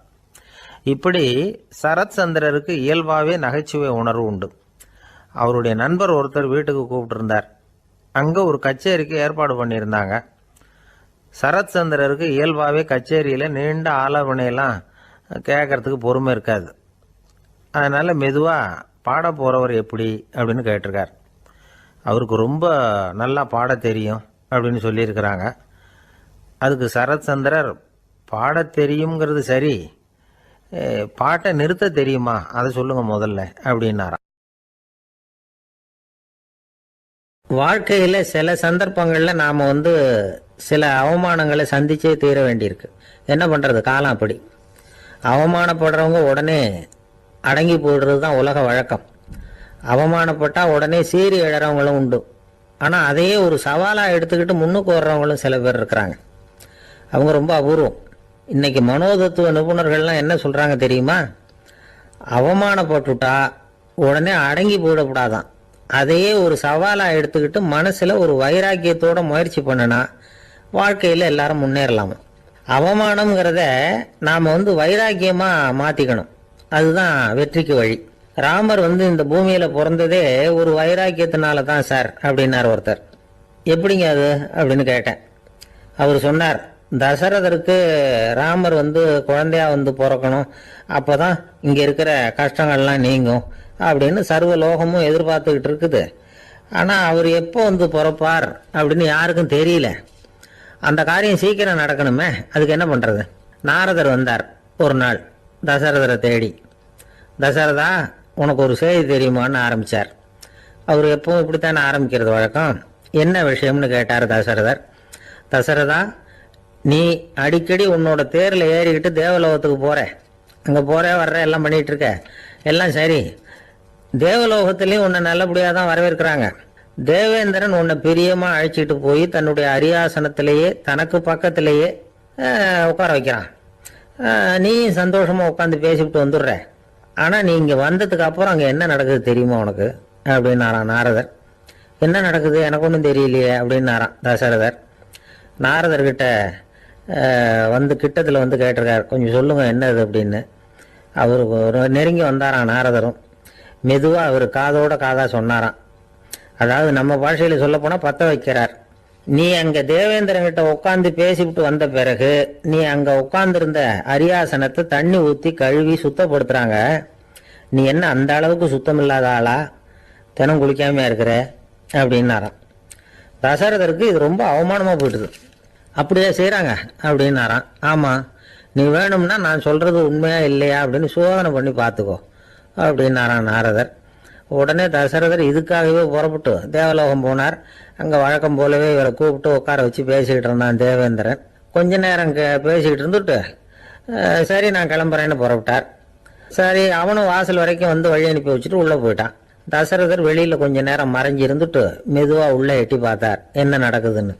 நாரதர் சொன்னது உண்மைதான். தசரதர் உட்கார்ந்திருந்த ஆசனத்தை அங்கே 2 தேவர்கள் கழுவி சுத்தப்படுத்திக்கிட்டு இருக்கிறாங்க. தசரதரால் இதை தாங்கிக்க முடியல. அவருக்கு ரொம்ப அவமானமாக போச்சு. நேராக கிடுகிடுன்னு தேவேந்திரங்கிட்டே போனார். நான் உட்காந்துருந்த இருக்கையே சுத்தம் பண்ணுறியே, நான் என்ன அந்த அளவுக்கு பாவியா அப்படின்னு கேட்டார். ரொம்ப கோபமாக கேட்டார். தசரதரே, மனுஷனுக்கு 3 கடன்கள் உண்டு. தேவ கடன், ரிஷி கடன், பித்ரு கடன். இதை தீர்க்காதவன் பாவியாகிறான். இதில் மகனை பெறுவதால் தான் பித்ரு கடன் தீரும். உனக்கு மகன் கிடையாது, அதனால நீ பாவி ஆகிற. பாவி உட்கார்ந்துருந்த இடம்ங்கிறதுனால அதை சுத்தம் செய்ய வேண்டியது எங்கள் கடமை அப்படின்னு நானும் தேவேந்திரன். இந்த இடத்துல தசரதருக்கு ஏற்பட்ட அவமானம் ஒரு வைராக்கியமாக மாறிச்சு. தேவேந்திரனே கேட்டுக்கோ, ஒரு மகனை பெற்ற பிறகுதான் இந்த சபையில் மறுபடியும் அடி எடுத்து வைப்பேன் அப்படின்னு சொல்லிவிட்டு போயிட்டாராம். போய் புத்திர காமேஷ்டி யாகம் பண்ணார். புத்திரர்கள் பிறந்தார்கள். இந்த கதையில் உள்ள கருத்து என்னன்னா, தேவேந்திரன் தசரதரை அப்படி அவமானப்படுத்தலைன்னா அவருக்கு இப்படி ஒரு வைராக்கியம் பிறந்திருக்குமா யோசிச்சு பார்க்கணும். நமக்கு ஏற்படுகிற சில அவமானங்களையும் வைராக்கியமாக மாற்றிக்குவோம். அப்படி மாற்றிக்கிட்டோம்னா வாழ்க்கையில் வந்து முன்னேறலாம். நம்ம ஆளுங்க சில பேர் அவமானத்தை வந்து வைராக்கியமாக மாற்றிக்கிறது எப்படி தெரியுமா? நம்மகிட்ட ஒரு பையன் சொன்னான், எங்கள் அப்பா என்னை எல்லாருக்கும் முன்னாடி வச்சு திட்டிவிட்டார், பொறுப்பு இல்லாமல் ஊர் சுத்துறேன்னு சொல்லி அவமானப்படுத்தி விட்டார். இனிமேல் நீ என் முகத்திலேயே முழிக்காதரா போடான்னு வேற சொல்லிவிட்டார். எனக்கு ரோஷம் வந்துட்டுது. அந்த அவமானத்தை வைராக்கியமாக மாற்றிக்கிட்டேன். அன்னையிலேருந்து அவர் முகத்திலேயே முழிக்கிறது இல்லை அப்படின்னா. அப்படியான்னு கேட்டோம். ஆமாங்க, அவர் வீட்டில் இல்லாத நேரமாக பார்த்து உள்ள சமையல் கட்டுக்கு போய் சாப்பிட்டுட்டு நைஸாக வெளியில் வந்துடுவேன் அப்படிங்கிறான் அவன். ஒரு நாள் ராமர் அரசவையில் உட்கார்ந்துருக்கிறார். ராமராஜ்யம் நடந்துகிட்டு இருந்த நேரம். அந்த சமயத்தில் ஒரு நாய் வந்து அரச சபைக்கு வந்துதான். அது தலையில் அடிபட்டு ரத்தம். அந்த கோலத்தில் அது அங்கே வந்தது. எல்லாரும் ஆச்சரியமாக அதை பார்த்தாங்க. ராமரும் அந்த நாயை பார்த்தார். நீங்கள் வந்த காரியம் என்ன, என்ன நடந்தது, எதுவாக இருந்தாலும் பயப்படாமல் சொல்லு அப்படின்னார். உடனே அந்த நாய் மெதுவாக சொல்ல ஆரம்பிச்சுதான். ஐயா, நான் தெருவில் போய்கிட்டு இருந்தேன். வழியில் ஒருத்தர் வந்தார். அவர் வேத சாஸ்திரம்லாம் படித்த பெரியவர். அவர் எந்த காரணமும் இல்லாமல் அவர் கையில் வச்சிருந்த குச்சியால் என் தலையில் அடிச்சுட்டார். அதுதான் தலையில் ரத்தம். இதை நீங்கள் விசாரித்து தகுந்த தீர்ப்பு வழங்கணும் அப்படின்னு தான் அந்த நாய். ராமர் பார்த்தார். உடனே தன்னுடைய காவலர்களை அனுப்புனார். அந்த ஆளை எங்கே இருந்தாலும் போய் கொண்டுகிட்டு வாங்க அப்படின்னு விட்டார். காவலர்கள் போனாங்க. அந்த ஆளை பிடிச்சி கொண்டு வந்துட்டாங்க. அரண்மனைக்கு வா அப்படின்னு சொல்லி கூப்பிட்டுட்டு வந்துட்டாங்க. என்ன நடந்ததுன்னு விசாரித்தார் ராமர். அதுக்கு அந்த ஆள் சொன்னார், நான் வந்து வீதி வழியாக வந்துக்கிட்டு இருந்தேன். குறுக்க இந்த நாய் வந்தது. நான் அவசரமாக போய்கிட்டு இருந்தேன். இது எனக்கு வழி விடாமல் குறுக்க பூந்து இடைஞ்சல் பண்ணிச்சு. எனக்கு கோபம் வந்துட்டுது. அதனால் அடிச்சுட்டேன். வேத சாஸ்திரம் படித்த நான் என் வசம் இழந்து கோபப்பட்டது பெரிய தப்பு தான். அதை நான் ஒத்துக்கிறேன். குற்றத்தை ஒப்புக்கொள்கிறேன். எனக்கு என்ன தண்டனை கொடுக்கணுமோ அதை கொடுங்க, ஏற்றுக்கிறேன் அப்படின்னு விட்டார். சரி, இப்போ அந்த ஆளுக்கு தண்டனை கொடுக்கணும். என்ன தண்டனை கொடுக்கறது யோசனை பண்ணார் ராமர். அதையும் அந்த நாய்கிட்டயே கேட்டார். நீயே சொல்லு, என்ன தண்டனை கொடுக்கலாம் இவருக்கு அப்படின்னார். இதுக்கு அந்த நாய் என்ன சொல்லிச்சு தெரியுமா? இவரை ஏதாவது ஒரு கோயிலுக்கு தர்மகர்த்தாவா நியமனம் பண்ணி விடுங்க, அதுதான் இவருக்கு சரியான தண்டனை அப்படின்னுது. இதை கேட்டதும் ராமர் முகத்துல புன்னகை. ஆனா அங்க இருந்த மற்றவங்களுக்கெல்லாம் ஆச்சரியம். அது எப்படி, தப்பு செஞ்சவங்களுக்கு தண்டனை கொடுக்கறது தானே நியாயம், அதை விட்டுட்டு தர்மகர்த்தா பதவியை கொடுக்க சொல்லுது இந்த நாய் அப்படிங்கிற ஆச்சரியம். இந்த சந்தேகத்தை அந்த நாய்கிட்டயே கேட்டாங்க அங்க இருந்தவங்க. இதுக்கு அந்த நாய் பதில் சொல்லிச்சான். நான் போன பிறவியில ஒரு கோயிலுக்கு தர்மகர்த்தாவா இருந்தேன். எவ்வளவோ கவனமா எச்சரிக்கையா தான் என்னுடைய கடமைகளை எல்லாம் செஞ்சுக்கிட்டு வந்தேன். அப்படி இருந்தாலும் சில சமயங்கள்ல என்னையும் மீறி கோயில் செல்வத்தை நான் அனுபவிக்கிறதுக்கு காரணம் ஆயிட்டேன். ஒரு கோவிலுக்கு தர்மகர்த்தாவா இருக்கிறவங்க எப்படியும் இந்த பாவத்திலிருந்து தப்பிக்கிறது கஷ்டம். அதனாலதான் நான் இந்த பிறவியில நாயா பிறந்து இப்படி கஷ்டப்படுறேன். இதே நிலைமை இந்த ஆளுக்கும் ஏற்படணும் அப்படிங்கிறதுக்காக தான் அவரையும் ஒரு கோயிலுக்கு தர்மகர்த்தாவை நியமிக்கும்படி கேட்டுக்கிட்டேன் அப்படின்னு தான் இந்த நாய். இதுல இருந்து என்ன தெரியுது? எந்த பதவியில நாம இருந்தாலும் நமக்கு தெரியாம கூட அதை தவறா உபயோகப்படுத்தக்கூடாதுங்கிறத இதுல இருந்து புரிஞ்சுக்கணும். இல்லைன்னா அடுத்த பிறவியில நாயா பிறந்து எங்கேயாவது போய் வாழாட்டிட்டு நிக்க வேண்டியதுதான். கோவில் வாசல்ல 2 நாய் பேசிக்கிட்டு இருந்துதான். போன ஜென்மத்துல நான் மனுஷனா தான் இருந்தேன். ஒரு கோவில் பூசாரி பேச்சை கேட்டுவிட்டு அவரோட கூட்டு சேர்ந்துக்கிட்டு ஆண்டவன் போட்டிருந்த நகையெல்லாம் அபகரித்து என்கிட்ட கொடுத்தாரு அவரு. நான் எடுத்துகிட்டு வந்துட்டேன். திருடினது அந்த ஆள் தான், எடுத்துக்கிட்டு வந்தது தான் நான். இருந்தாலும் நான் மட்டும் நாயா பிறந்துட்டேன். இப்போ மட்டும் அந்த பூசாரி என்கிட்ட மாட்டினா கடிச்சு குதறி விடுவேன் அப்படின்னு தான். அவசரப்பட்டு அப்படி செஞ்சுடாதே, பதிலுக்கு அவரும் உன்னை திருப்பி கடிச்சாலும் கடிச்சிருவார். ஏன்னா அவரும் இப்போ ஒரு நாயா தான் பிறந்திருக்கிறார் அப்படின்னு தான் இன்னொன்று. அது எப்படி உனக்கு தெரியும்னு தான் இது. நான் தானே அது அப்படின்னு தான் அந்த நாய். காசியில் இருக்கிற கடவுள் காசி விஸ்வநாதர், அங்கே இருக்கிற தேவி காசி விசாலாட்சி. இவங்க 2 பேரும் ஒரு நாள் பேசிக்கிட்டு இருந்தப்போ கடவுள் சொன்னார், இந்த மனிதர்களை நாம் ரொம்பவும் நம்பிக்கையோடு தான் படைச்சிருக்கிறோம். இருந்தாலும் அவங்களுக்கு தான் நம்பிக்கை இல்லை, எதுலேயும் ஒரு உண்மையான நம்பிக்கை இல்லாமல் வாழ்ந்துக்கிட்டு இருக்கிறாங்க அப்படின்னார். என்ன அப்படி சொல்கிறீங்க? அதை பாருங்கள், எவ்வளவு பேர் காசியை தேடிட்டு வந்து கங்கையில் குளிச்சுக்கிட்டு இருக்கிறாங்க. அவங்கெல்லாம் நம்பிக்கை இல்லைன்னா இவ்வளவு தூரம் தேடிட்டு வந்து இங்கே குளிப்பாங்களா அப்படின்னு நாங்கள் தேவி. சரி, அதை சோதித்து பார்க்கலாம் அப்படின்னு 2 பேரும் முடிவு பண்ணிக்கிட்டாங்க. உடனே ஒரு திட்டம் போட்டாங்க. அது எப்படின்னா, நாம் 2 பேருமே பக்தர்கள் மாதிரி உருவத்தை மாற்றிக்கிட்டு கங்கை கரைக்கு போக வேண்டியது. நான் கங்கையில் இறங்கி குளிக்கிறேன். கொஞ்ச நேரத்தில் சுழலில் மாட்டிக்கிட்டது மாதிரி நடிக்கிறேன்.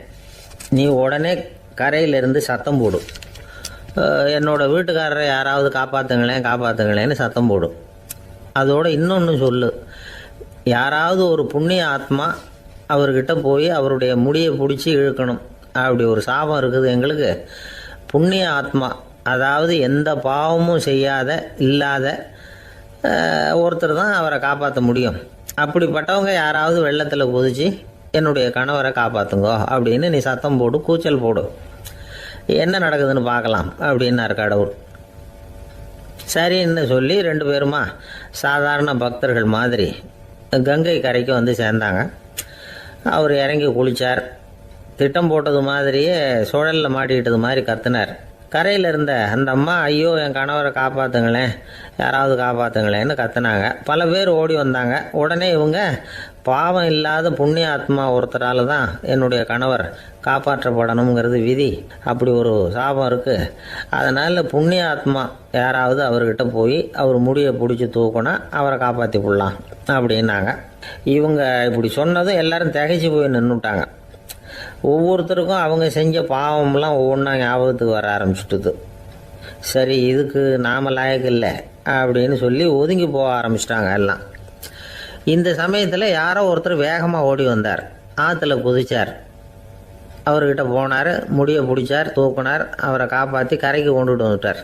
அப்படி காப்பாற்றின அந்த ஆளை இவங்க 2 பேரும் தனியாக கூப்பிட்டுக்கிட்டு ஒரு மண்டபத்துக்கு வந்துட்டாங்க. வந்து விசாரிக்கிறாங்க.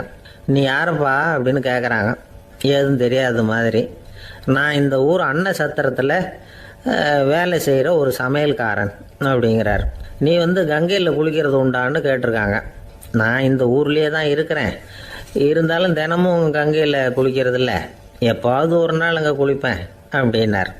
கங்கையில் மூழ்கி எழுந்திரிச்சா பாவமெல்லாம் தொலையும்னு சொல்கிறாங்க. அப்படி இருக்கிறப்போ அங்கே இன்னைக்கு கங்கையில் குளிச்சுக்கிட்டு இருக்கிறவங்கெல்லாம் தங்களை புண்ணிய ஆத்மாவா நினைக்கல.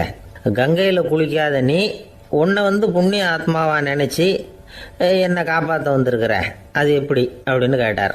அதுக்கு அந்த ஆள் சொல்கிறான், கங்கையில் குதிச்சதுக்கு அப்புறம் தானே உங்களை காப்பாற்ற போகிறோம்.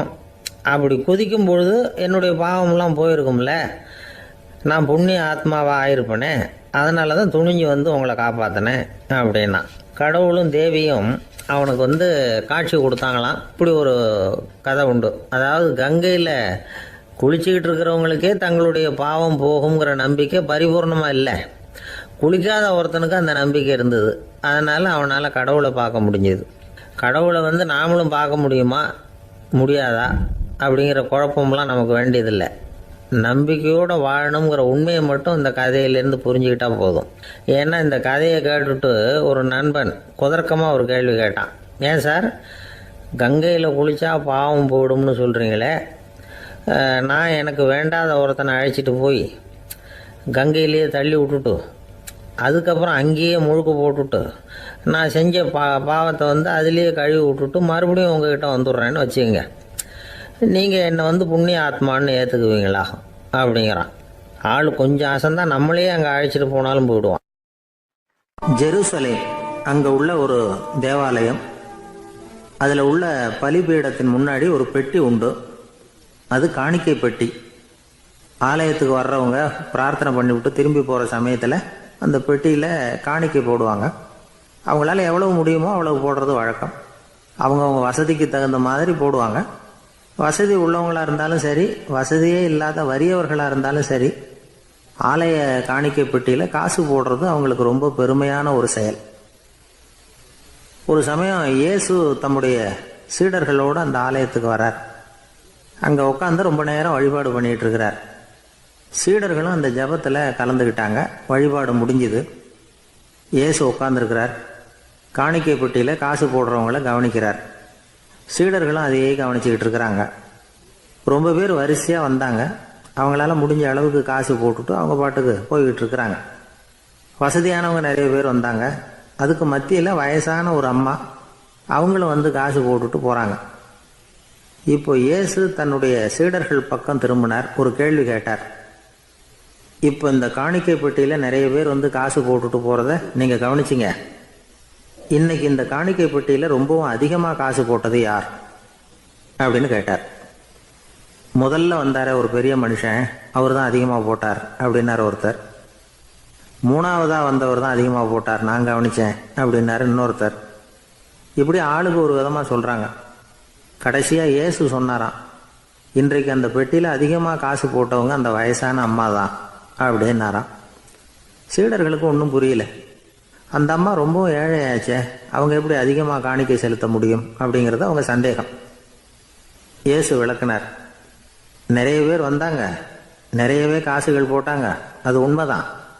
ஆனாலும் அந்த அம்மா என்ன பண்ணாங்க கவனிச்சிங்களா? வந்தாங்க, தன்னுடைய காசு பையை திறந்தாங்க, அப்படியே கொட்டுனாங்க. அதில் இருந்தது 2 காசுகள் தான். அந்த 2 காசும் காணிக்கை பெட்டியில் விழுந்துட்டுது. மற்றவங்கள்லாம் தங்கள்கிட்ட இருந்த செல்வத்தின் ஒரு சிறு பகுதியை எடுத்து பெட்டியில் போட்டாங்க.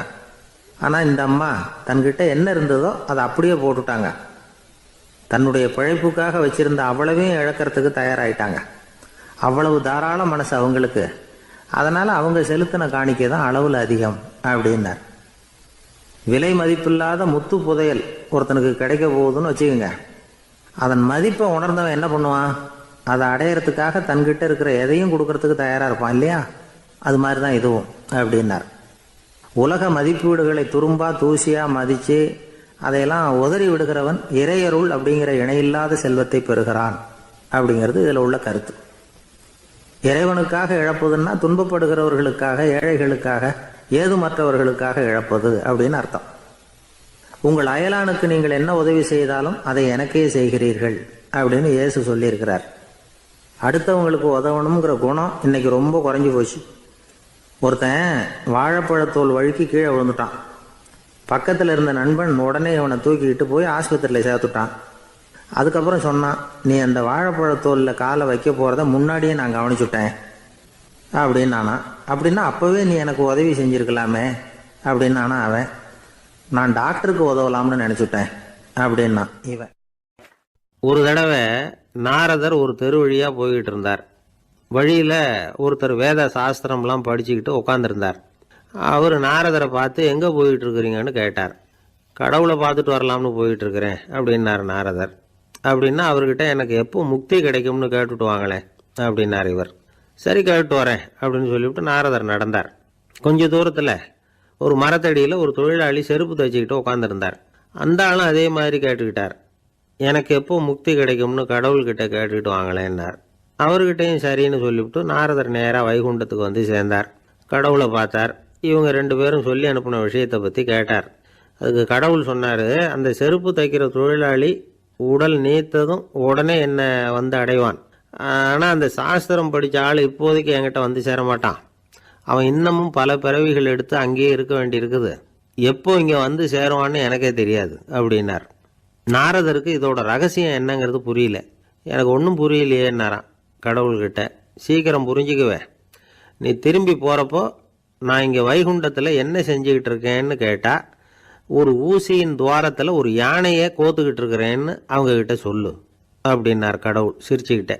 நாரதர் பூமிக்கு திரும்பினார். கடவுளை பார்த்தீங்களா, எப்படி இருக்கார் அப்படின்னு விசாரித்தார். வேத சாஸ்திரம் படித்தவர். ஓ பகவானா, அவர் யானையை ஊசியின் காதில் நுழைச்சிக்கிட்டு இருக்கிறார் பார்த்தேன்னார் நாரதர். ஊசி காதில் யானையா? அது எப்படி முடியும்? நீங்கள் சொல்கிறத நான் நம்ப மாட்டேன்னு விட்டார் அவர். சரி, இந்த ஆளுக்கு இறைவன் பேரில் நம்பிக்கை இல்லை அப்படிங்கிறத நாரதர் புரிஞ்சுக்கிட்டார். அடுத்தபடியாக அந்த தொழிலாளி இருந்த இடத்துக்கு போனார்.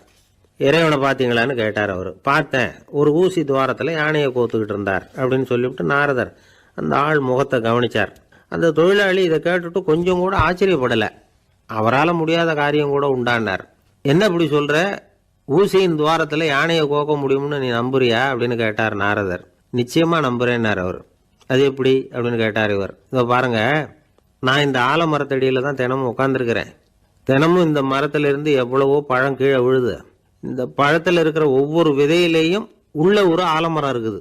ஒரு சின்ன விதைக்குள்ள ஒரு பெரிய ஆலமரம் இருக்க முடியுங்கிறப்ப ஊசி துவாரத்தில் கடவுள் யானையை நுழைய வச்சாருங்கிறத ஒத்துக்கிறதுல என்ன கஷ்டம் இருக்குது அப்படின்னு ரொம்ப சர்வசாதாரணமாக பதில் சொன்னாராம் அந்த தொழிலாளி. நாரதர் யோசனை பண்ணார். இந்த தொழிலாளி வேத சாஸ்திரங்களையெல்லாம் படிக்கலைன்னா கூட அறிவுபூர்வமாக சிந்திச்சு இறைவனை நம்புகிறான். அதனால தான் கடவுள் இந்த ஆளுக்கு சீக்கிரம் முக்தி கிடைக்கும்னு சொன்னார் அப்படிங்கிறத புரிஞ்சுக்கிட்டாராம்.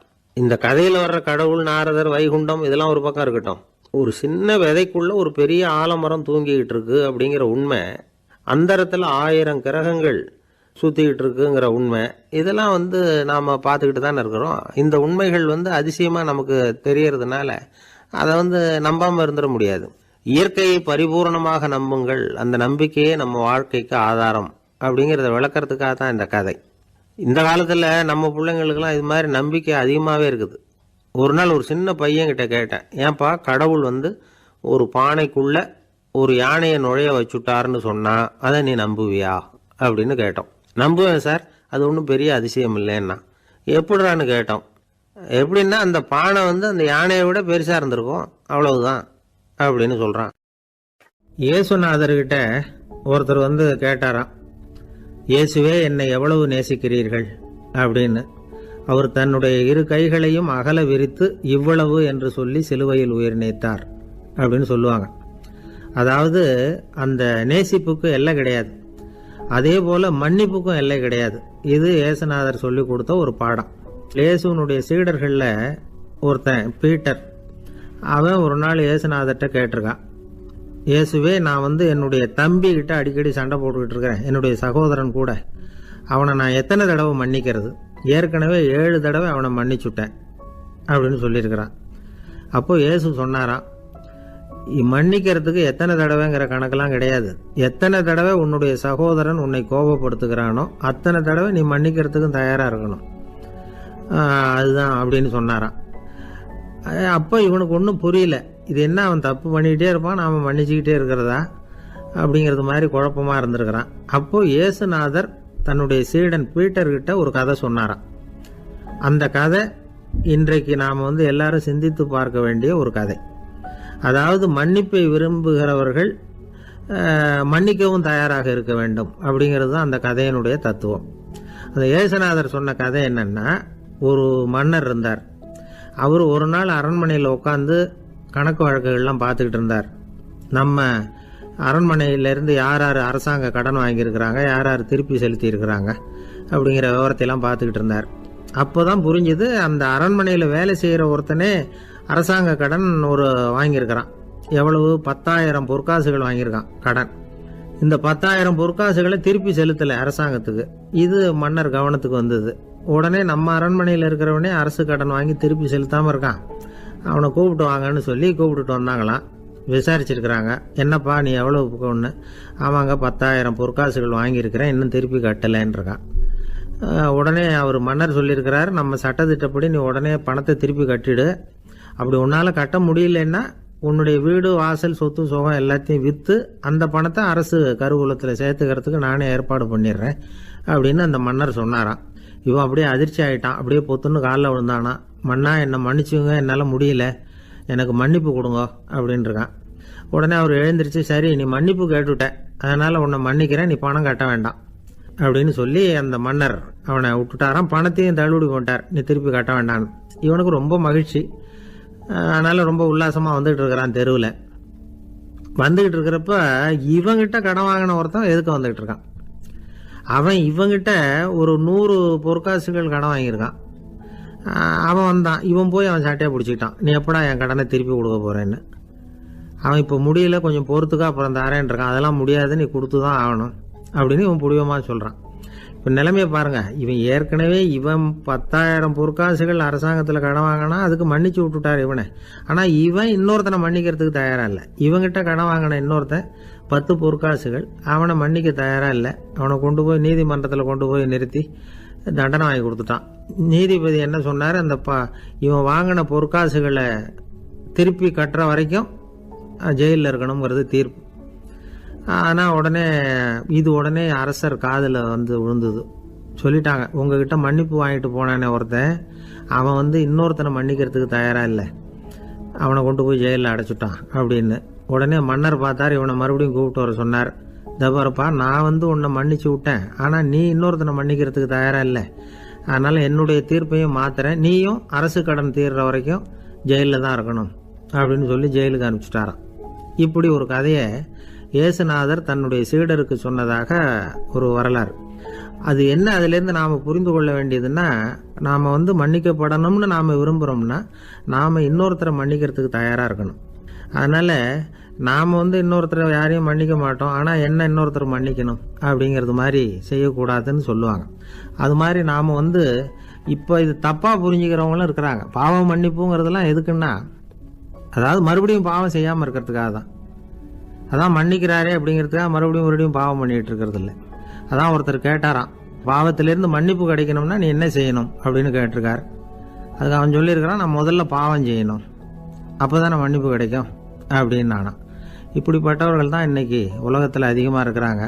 அதனால் இந்த மன்னிப்பின் மகத்துவங்கிறது இயேசுநாதர்கிட்டேருந்து தான் நாம் புரிஞ்சுக்கணும். அந்த இயேசு சொன்ன அந்த மன்னிக்கிற மனோபாவம் இருந்தால் இன்றைக்கி உலகம் பூராவும் அமைதி பூங்காவாக இருக்கும். அதில் ஒன்றும் ஆச்சரியமே இல்லை, அதில் ஒன்றும் சந்தேகமும் இல்லை. அதனால் மன்னிக்கிற மனோபாவத்தை நாம் எல்லாரும் நமக்குள்ளே வளர்த்து கொள்ள வேண்டும் அப்படிங்கிறது தான் நாம் இன்றைக்கு எல்லோரும் சிந்தித்து பார்க்க வேண்டிய ஒரு செய்தி. காஞ்சிபுரத்தில் பல்லவ ராஜா ஒரு கோவில் கட்டினார், கைலாசநாதர் கோவில். அதுக்கு கும்பாபிஷேகம் பண்ணுறதுக்கு ஒரு நாள் குறிப்பிட்டு அதுக்கு வேண்டிய ஏற்பாடுகள்லாம் பண்ணினார். முதல் காரியமாக கடவுளை வேண்டிக்கிட்டார், நீங்கள் இந்த கும்பாபிஷேகத்துக்கு நேரில் கலந்துக்கணும்னார். கடவுள் அந்த ராஜா கனவுல வந்தார், நீ கும்பாபிஷேகம் வச்சிருக்கிற அதே நாளில் அதே நேரத்தில் எனக்கு இன்னொரு ஊரில் ஒரு கும்பாபிஷேகம் இருக்குது, அதுக்கு போக வேண்டியிருக்கு. அதாவது திருநின்ற ஊரில் என்னுடைய பக்தர் ஒருத்தர், அவரும் ஒரு கோயில் கட்டி கும்பாபிஷேகம் செய்கிறார், நான் அதுக்கு போக வேண்டியிருக்கு, அதனால் உன்னுடைய தேதியை நீ மாற்றி வச்சுக்கோ அப்படின்னார். கடவுள் தான் எங்கேயும் இருக்கிறவராச்சே, அவர் நினைச்சா 2 இடத்துலயும் இருந்து கோயில் கும்பாபிஷேகத்தை நடத்த முடியாதா? ஏன் இப்படி செய்யல? அது ஒரு முக்கியமான காரணத்துக்காக தான். திருநின்ற ஊர்ல இருந்த பூசலாருங்கிற அந்த அடியாரின் பெருமையை இந்த உலகத்துக்கு எடுத்து காட்டணுங்கிறதுக்காகத்தான் கடவுள் அந்த ராஜா கிட்ட அப்படி சொன்னார். சரி, அந்த அடியார் அப்படி என்னதான் பெருசா கோயில் கட்டி விட்டார்? ராஜா கட்டின கோயிலை விட பெருசா?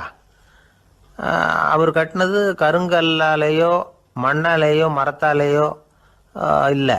அவர் கட்டின கோயில் வேற மாதிரி. அது மனசால கட்டின கோயில், மனசுக்குள்ள இருக்கிற கோவில், மனக்கோவில். அந்த அடியார் தன்னோட மனசுக்குள்ள மாசக்கணக்கா ஒவ்வொரு கல்லா சேர்த்து கட்டின கோவில். இந்த விஷயம் ராஜாவுக்கு தெரியாது. அவர் என்ன நினைச்சுட்டாரு, அது நாம கட்டின கற்கோயிலை விட ரொம்ப பெருசா இருக்கும் போல இருக்கு அப்படின்னு நினைச்சுட்டாரு. சரி, அப்பேற்பட்ட அந்த கோயிலை தரிசனம் பண்ணிவிட்டு வருவோம் அப்படின்னு நினைச்சு ராஜா திருநின்ற ஊருக்கு போறார். அங்க போய் பார்த்தா கோயிலையும் காணும், ஒன்னையும் காணும். கடைசியில பூசலார் கட்டின மனக்கோவில் தான் அதுங்கிறத அவர் புரிஞ்சுக்கிறார். உடனே அந்த அடியாரின் காலில் விழுந்து வணங்குறார். அவரோ, இது மனசால முயன்ற கோவில், இதுக்கு இத்தனை பெருமையா அப்படின்னு ஆச்சரியப்படுறார். இதுல ஆச்சரியப்படுறதுக்கு ஒன்றும் இல்லை. ஆண்டவன் விரும்புறது அகபக்தியை தவிர புற தோற்றங்களே அல்ல. இதை நாம புரிஞ்சுக்கிட்டோம்னா நமக்குள்ள எந்த வேறுபாடுகளும் வர்றதுக்கு வழியே இல்லை. இன்னொரு ராஜா இருந்தார். அவர் ஆண்டவனுக்கு படைக்கிறதுக்காக ஒரு தார் நல்ல செவ்வாழைப்பழமா எடுத்துக்கிட்டு போகணும்னு நினைச்சார். அதனால நாளே அதை வாங்கிட்டு வர சொன்னார் வேலைக்காரங்கிட்ட.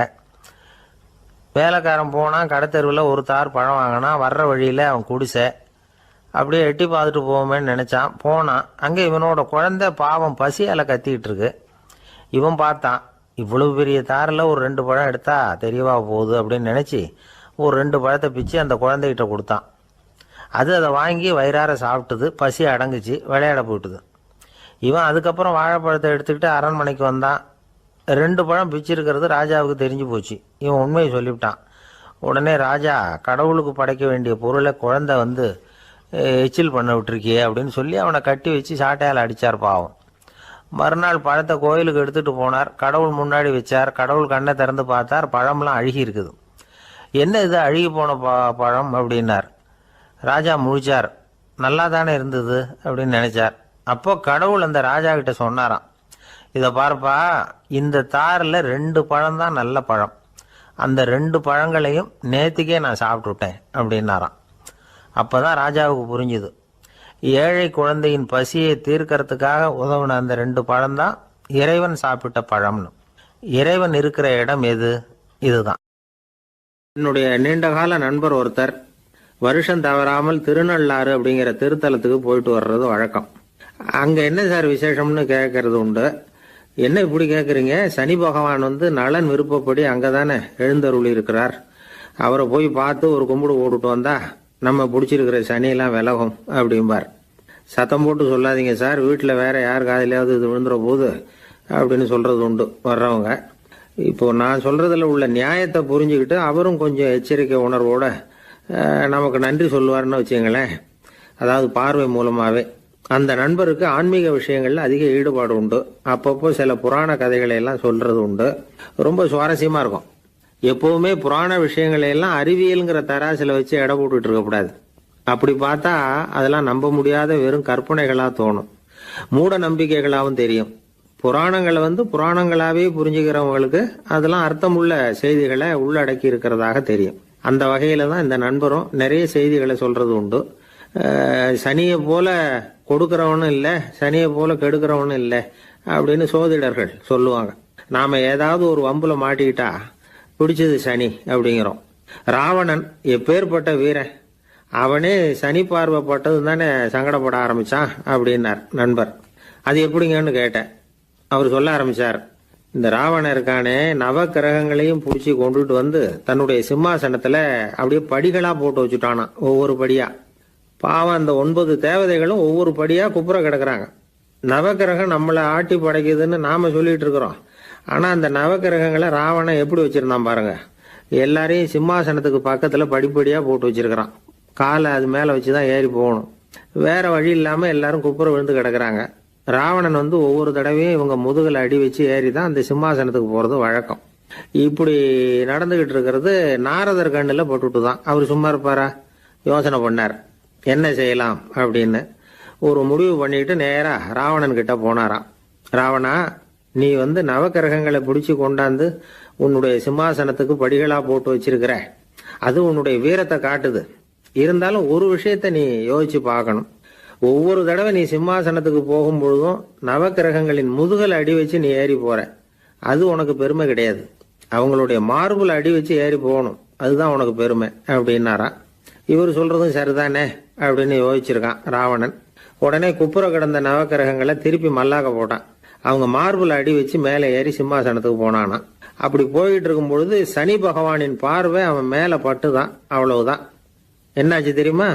சூர்பனகை தேடி வந்தா. சீதையோட அழகை பத்தி தன்னுடைய அண்ணங்கிட்ட சொல்ல ஆரம்பிச்சுட்டா. விவகாரம் ஆரம்பமாயிட்டது. அதுதான் சனியினுடைய வேலை அப்படின்னு சொல்லி இந்த கதையை சொல்லி முடிச்சார் என்னுடைய நண்பர். ஆக சனியின் பார்வை நம்ம பேல படாம பாத்துக்கிறது தான் நல்லதுங்கிறீங்க அப்படின்னு. ஆமா சார், இப்ப கூட நான் உங்க வீட்டுக்கு வந்திருக்கிறதே ஒருத்தருடைய பார்வை என் மேல படக்கூடாதுங்கிறதுக்காகத்தான் அப்படின்னார். யாருங்க அதுன்னு என்னுடைய மாமனார் சார். அவசரத்துக்கு அவர்கிட்ட கொஞ்சம் கடன் வாங்கிவிட்டேன். நம்ம மாப்பிள்ளை தானேன்னு சொல்லி அவரு விட்டு கொடுக்கறதுக்கு தயாரா இல்லை. இன்னைக்கு இப்ப அவர் எங்க வீட்டுக்கு வரக்கூடிய நேரம், அதுதான் அவர் பார்வையிலிருந்து படாம தப்பிக்கலாங்கிறதுக்காக இங்க வந்துட்டேன் அப்படின்னார். பார்வை படணும்னு இருந்தா பட்டுத்தான் தீரும் போல இருக்கு அப்படின்னா. என்ன சார் சொல்றீங்கன்னார் ஒன்னும் புரியாம. நீங்க இங்கதான் வருவீங்கன்னு அவருக்கு ஏற்கனவே தெரியும் போல இருக்கு. அதனால உங்களுக்கு முன்னாடியே உங்க மாமனார் இங்க வந்துட்டார். அதுவும் அந்த பீரோவுக்கு பக்கத்துலதான் பின்னாடி மறைஞ்சு நின்றுட்டு இருக்கிறார் அப்படின்னு. அர்ஜுனன் கேட்ட கேள்விக்கெல்லாம் பகவான் கண்ணன் பதில் சொன்னார். அதுக்கு பேர் பகவத்கீதை. அதே மாதிரி உத்தவன் கேட்ட கேள்விக்கும் அவர் பதில் சொல்லியிருக்கிறார். அதுக்கு என்ன பேருனா உத்தவ கீதைன்னு பேர். அது சரி, உத்தவன்னா யாரு? கண்ணனுக்கு சின்ன வயசுலேருந்தே தேர் ஓட்டிக்கிட்டு இருந்தவன் அவன் தான். குருஷேத்திர போர் முடிஞ்சது. அதர்மத்தை அழித்து தர்மத்தை நிலைநாட்டி தர்மனுக்கு முடிச்சு விட்டினார் கண்ணபிரான். அதுக்கப்புறம் துவாரகைக்கு திரும்பினார். தான் வந்த காரியம் முடிஞ்சது. அதனால் இளமையிலிருந்தே தனக்கு தேரோட்டியா இருந்து வந்த உத்தவனை கூப்பிட்டார். இதை பாருப்பா, உனக்கு வேணுங்கிறத கேளுன்னார். அவன் தனக்குன்னு எதையும் கேட்கறதுக்கு ஆசைப்படலை. இருந்தாலும் கேள்வி கேட்குறதில்ல அவன் ரொம்ப கெட்டிக்காரன். அதனால் கேட்க ஆரம்பித்தான்.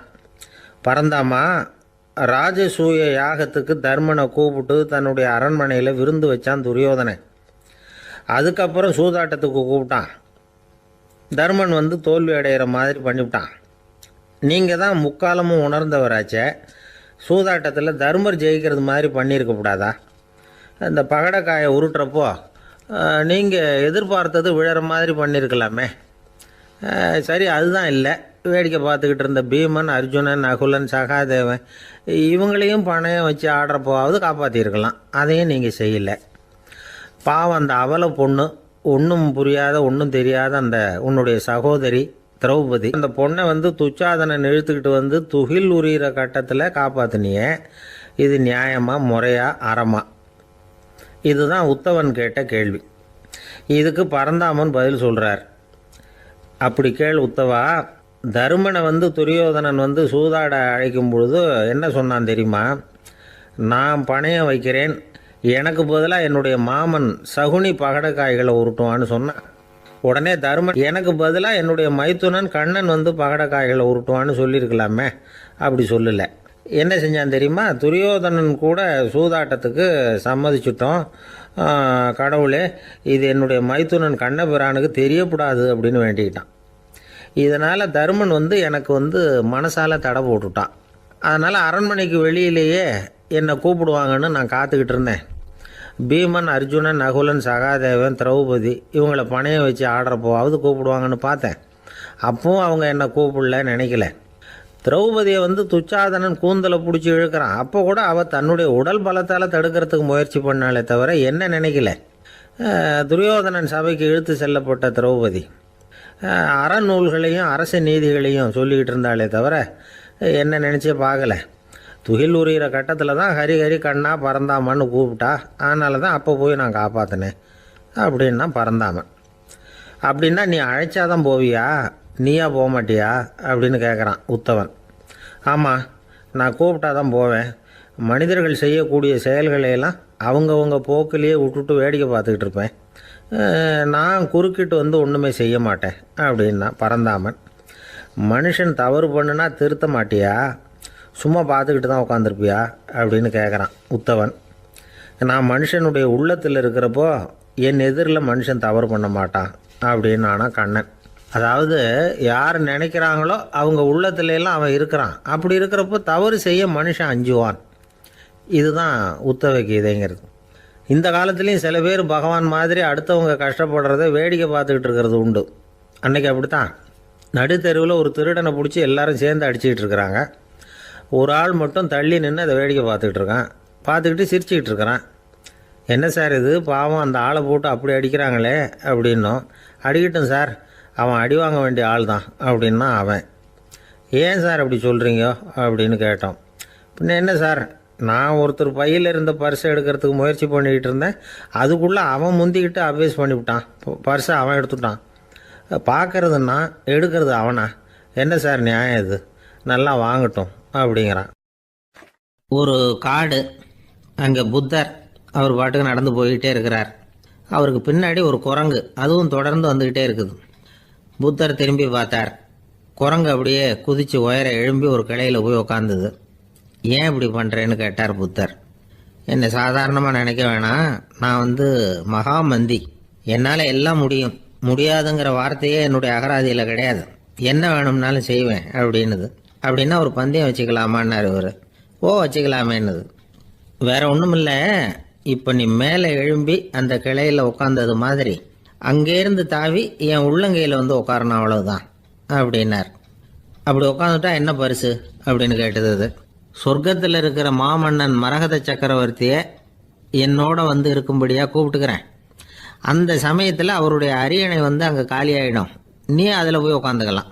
பந்தயத்தில் தோத்துட்டா ஒரு கல்ப காலம் இந்த பூமியில் வாழ வேண்டியிருக்கும். அதுக்கு பிறகு தான் என்கிட்ட வர முடியும். என்ன சொல்கிற அப்படின்னார். குரங்குக்கு தாவறது ஒரு பெரிய காரியமா? இது எனக்கு ரொம்ப சாதாரண விஷயம், என்ன இப்போவே தாவட்டுமா அப்படின்னுது. சரின்னு சொல்லி உள்ளங்கையை நீட்டினார். அவருடைய கை தாமரை இலை அளவுக்கு அப்படியே விரிஞ்சுது. குரங்கு சௌகரியமாக உட்கார்றதுக்காக. குரங்கு தாவறதுக்கு தயாராச்சு. அதுக்கு முன்னாடி ஒரு சின்ன யோசனை அதுக்கு. இந்த கிளையிலேருந்து அந்த கைக்கு தாவறது எனக்கு ரொம்ப அற்பமான ஒரு வேலை, இது ரொம்ப சாதாரணம், என்னுடைய கௌரவத்துக்கு இது சரியாக இருக்காது. அதனால் நான் என்ன பண்ண போகிறேன்னா, இங்கேருந்து கிளையிலேருந்து அப்படியே உயர எழும்ப போகிறேன். எழும்பி மேல் உலகம் போய் அங்கே ஒரு சுற்றிவிட்டு அதுக்கப்புறம் அங்கேருந்து நேராக இந்த கையில் உட்கார போகிறேன் அப்படின்னு நினச்சிது. என்ன யோசிக்கிற அப்படின்னார் புத்தர். ஒன்றும் இல்லை, இந்த பாயிரம் பார் அப்படின்னு சொல்லி தாவி உயர போயிட்டுது. கொஞ்ச நேரத்தில் வான உலகத்துக்கே போய் சேர்ந்துட்டுது. அங்கே போய் பார்த்தா அங்கே ஒரு 5 பளிங்கு தூண்கள் இளம் சிவப்பு நிறத்தில் நின்றுக்கிட்டு இருக்குது. குரங்கு நினச்சிக்கிட்டது, புத்தர்கிட்ட போய் இந்த பளிங்கு தூண்களை பார்த்தோம்னு சொன்னால் அப்படியே திகைச்சு போயிடுவார், இந்த தூணில் ஏதாவது அடையாளம் செஞ்சுட்டு போகணும் அப்படின்னு அந்த இடத்துல மிதந்துக்கிட்டே நினச்சிது. உடனே ஒரு தூணில் எழுதிச்சு. என்ன எழுதிச்சுன்னா, ஒரு மகா ஞானி இங்கே வந்துட்டு போகிறார் அப்படின்னு எழுதிச்சு. எழுதிவிட்டு அப்படியே கீழே தாவி புத்தரோட உள்ளங்கையில் உட்காந்துது. எப்படி பார்த்தீங்களா என்னுடைய வேலை? வான உலகத்துக்கே போய் அங்கே இருக்கிற 5 பளிங்கு தூண்களை பார்த்துட்டு அதில் நான் வந்த விவரத்தை எழுதி வச்சுட்டு அதுக்கப்புறம் இங்கே வந்திருக்கிறேன் அப்படின்னுது ரொம்ப பெருமையாக. அப்படியா அப்படின்னார் புத்தர். ஆமாம், சந்தேகமாக இருந்தால் வாங்க, அழைச்சிட்டு போய் காட்டுறேன் அப்படின்னுது அந்த குரங்கு. அதுக்கு தேவையில்லை, அப்படியே கொஞ்சம் கீழே குனிஞ்சு பார் தெரியும் அப்படின்னார் புத்தர். அங்கே பார்த்தா புத்தரோட உள்ளங்கை தெரிஞ்சுது. நல்லா உத்து பார்த்துது. அவரோட ஒரு விரலில் அது எழுதிய வாசகம் தெரிஞ்சுது. குரங்கு யோசனை பண்ணிச்சு, அப்படின்னா வானத்தில் நான் பார்த்தது புத்தரோட விரல்களா அப்படின்னு யோசிச்சுது. இதை புரிஞ்சுக்கிட்ட உடனே அந்த குரங்கோட கர்வம் அழிஞ்சு போச்சான். நம்ம மனசு தான் இந்த குரங்கு. மனம்ங்கிறதும் ஆணவம்ங்கிறதும் ஒரு நாணயத்தின் 2 பக்கங்கள். மனம் உள்ளவரை ஆணவமும் இருக்கும். மனம் அழிஞ்சாதான் ஆணவம் அழியும். மனம் அழிய வேண்டும் அப்படின்னு பெரியவங்க சொல்கிறது இந்த அர்த்தத்தில் தான். நம்ம ஆளுங்க சவால் விடுறதெல்லாம் வேறு மாதிரி. ஒருத்தன் ஒரு வாய்க்காலை தாண்டுறேன்னு பந்தயம் கட்டி தாண்ட முடியாது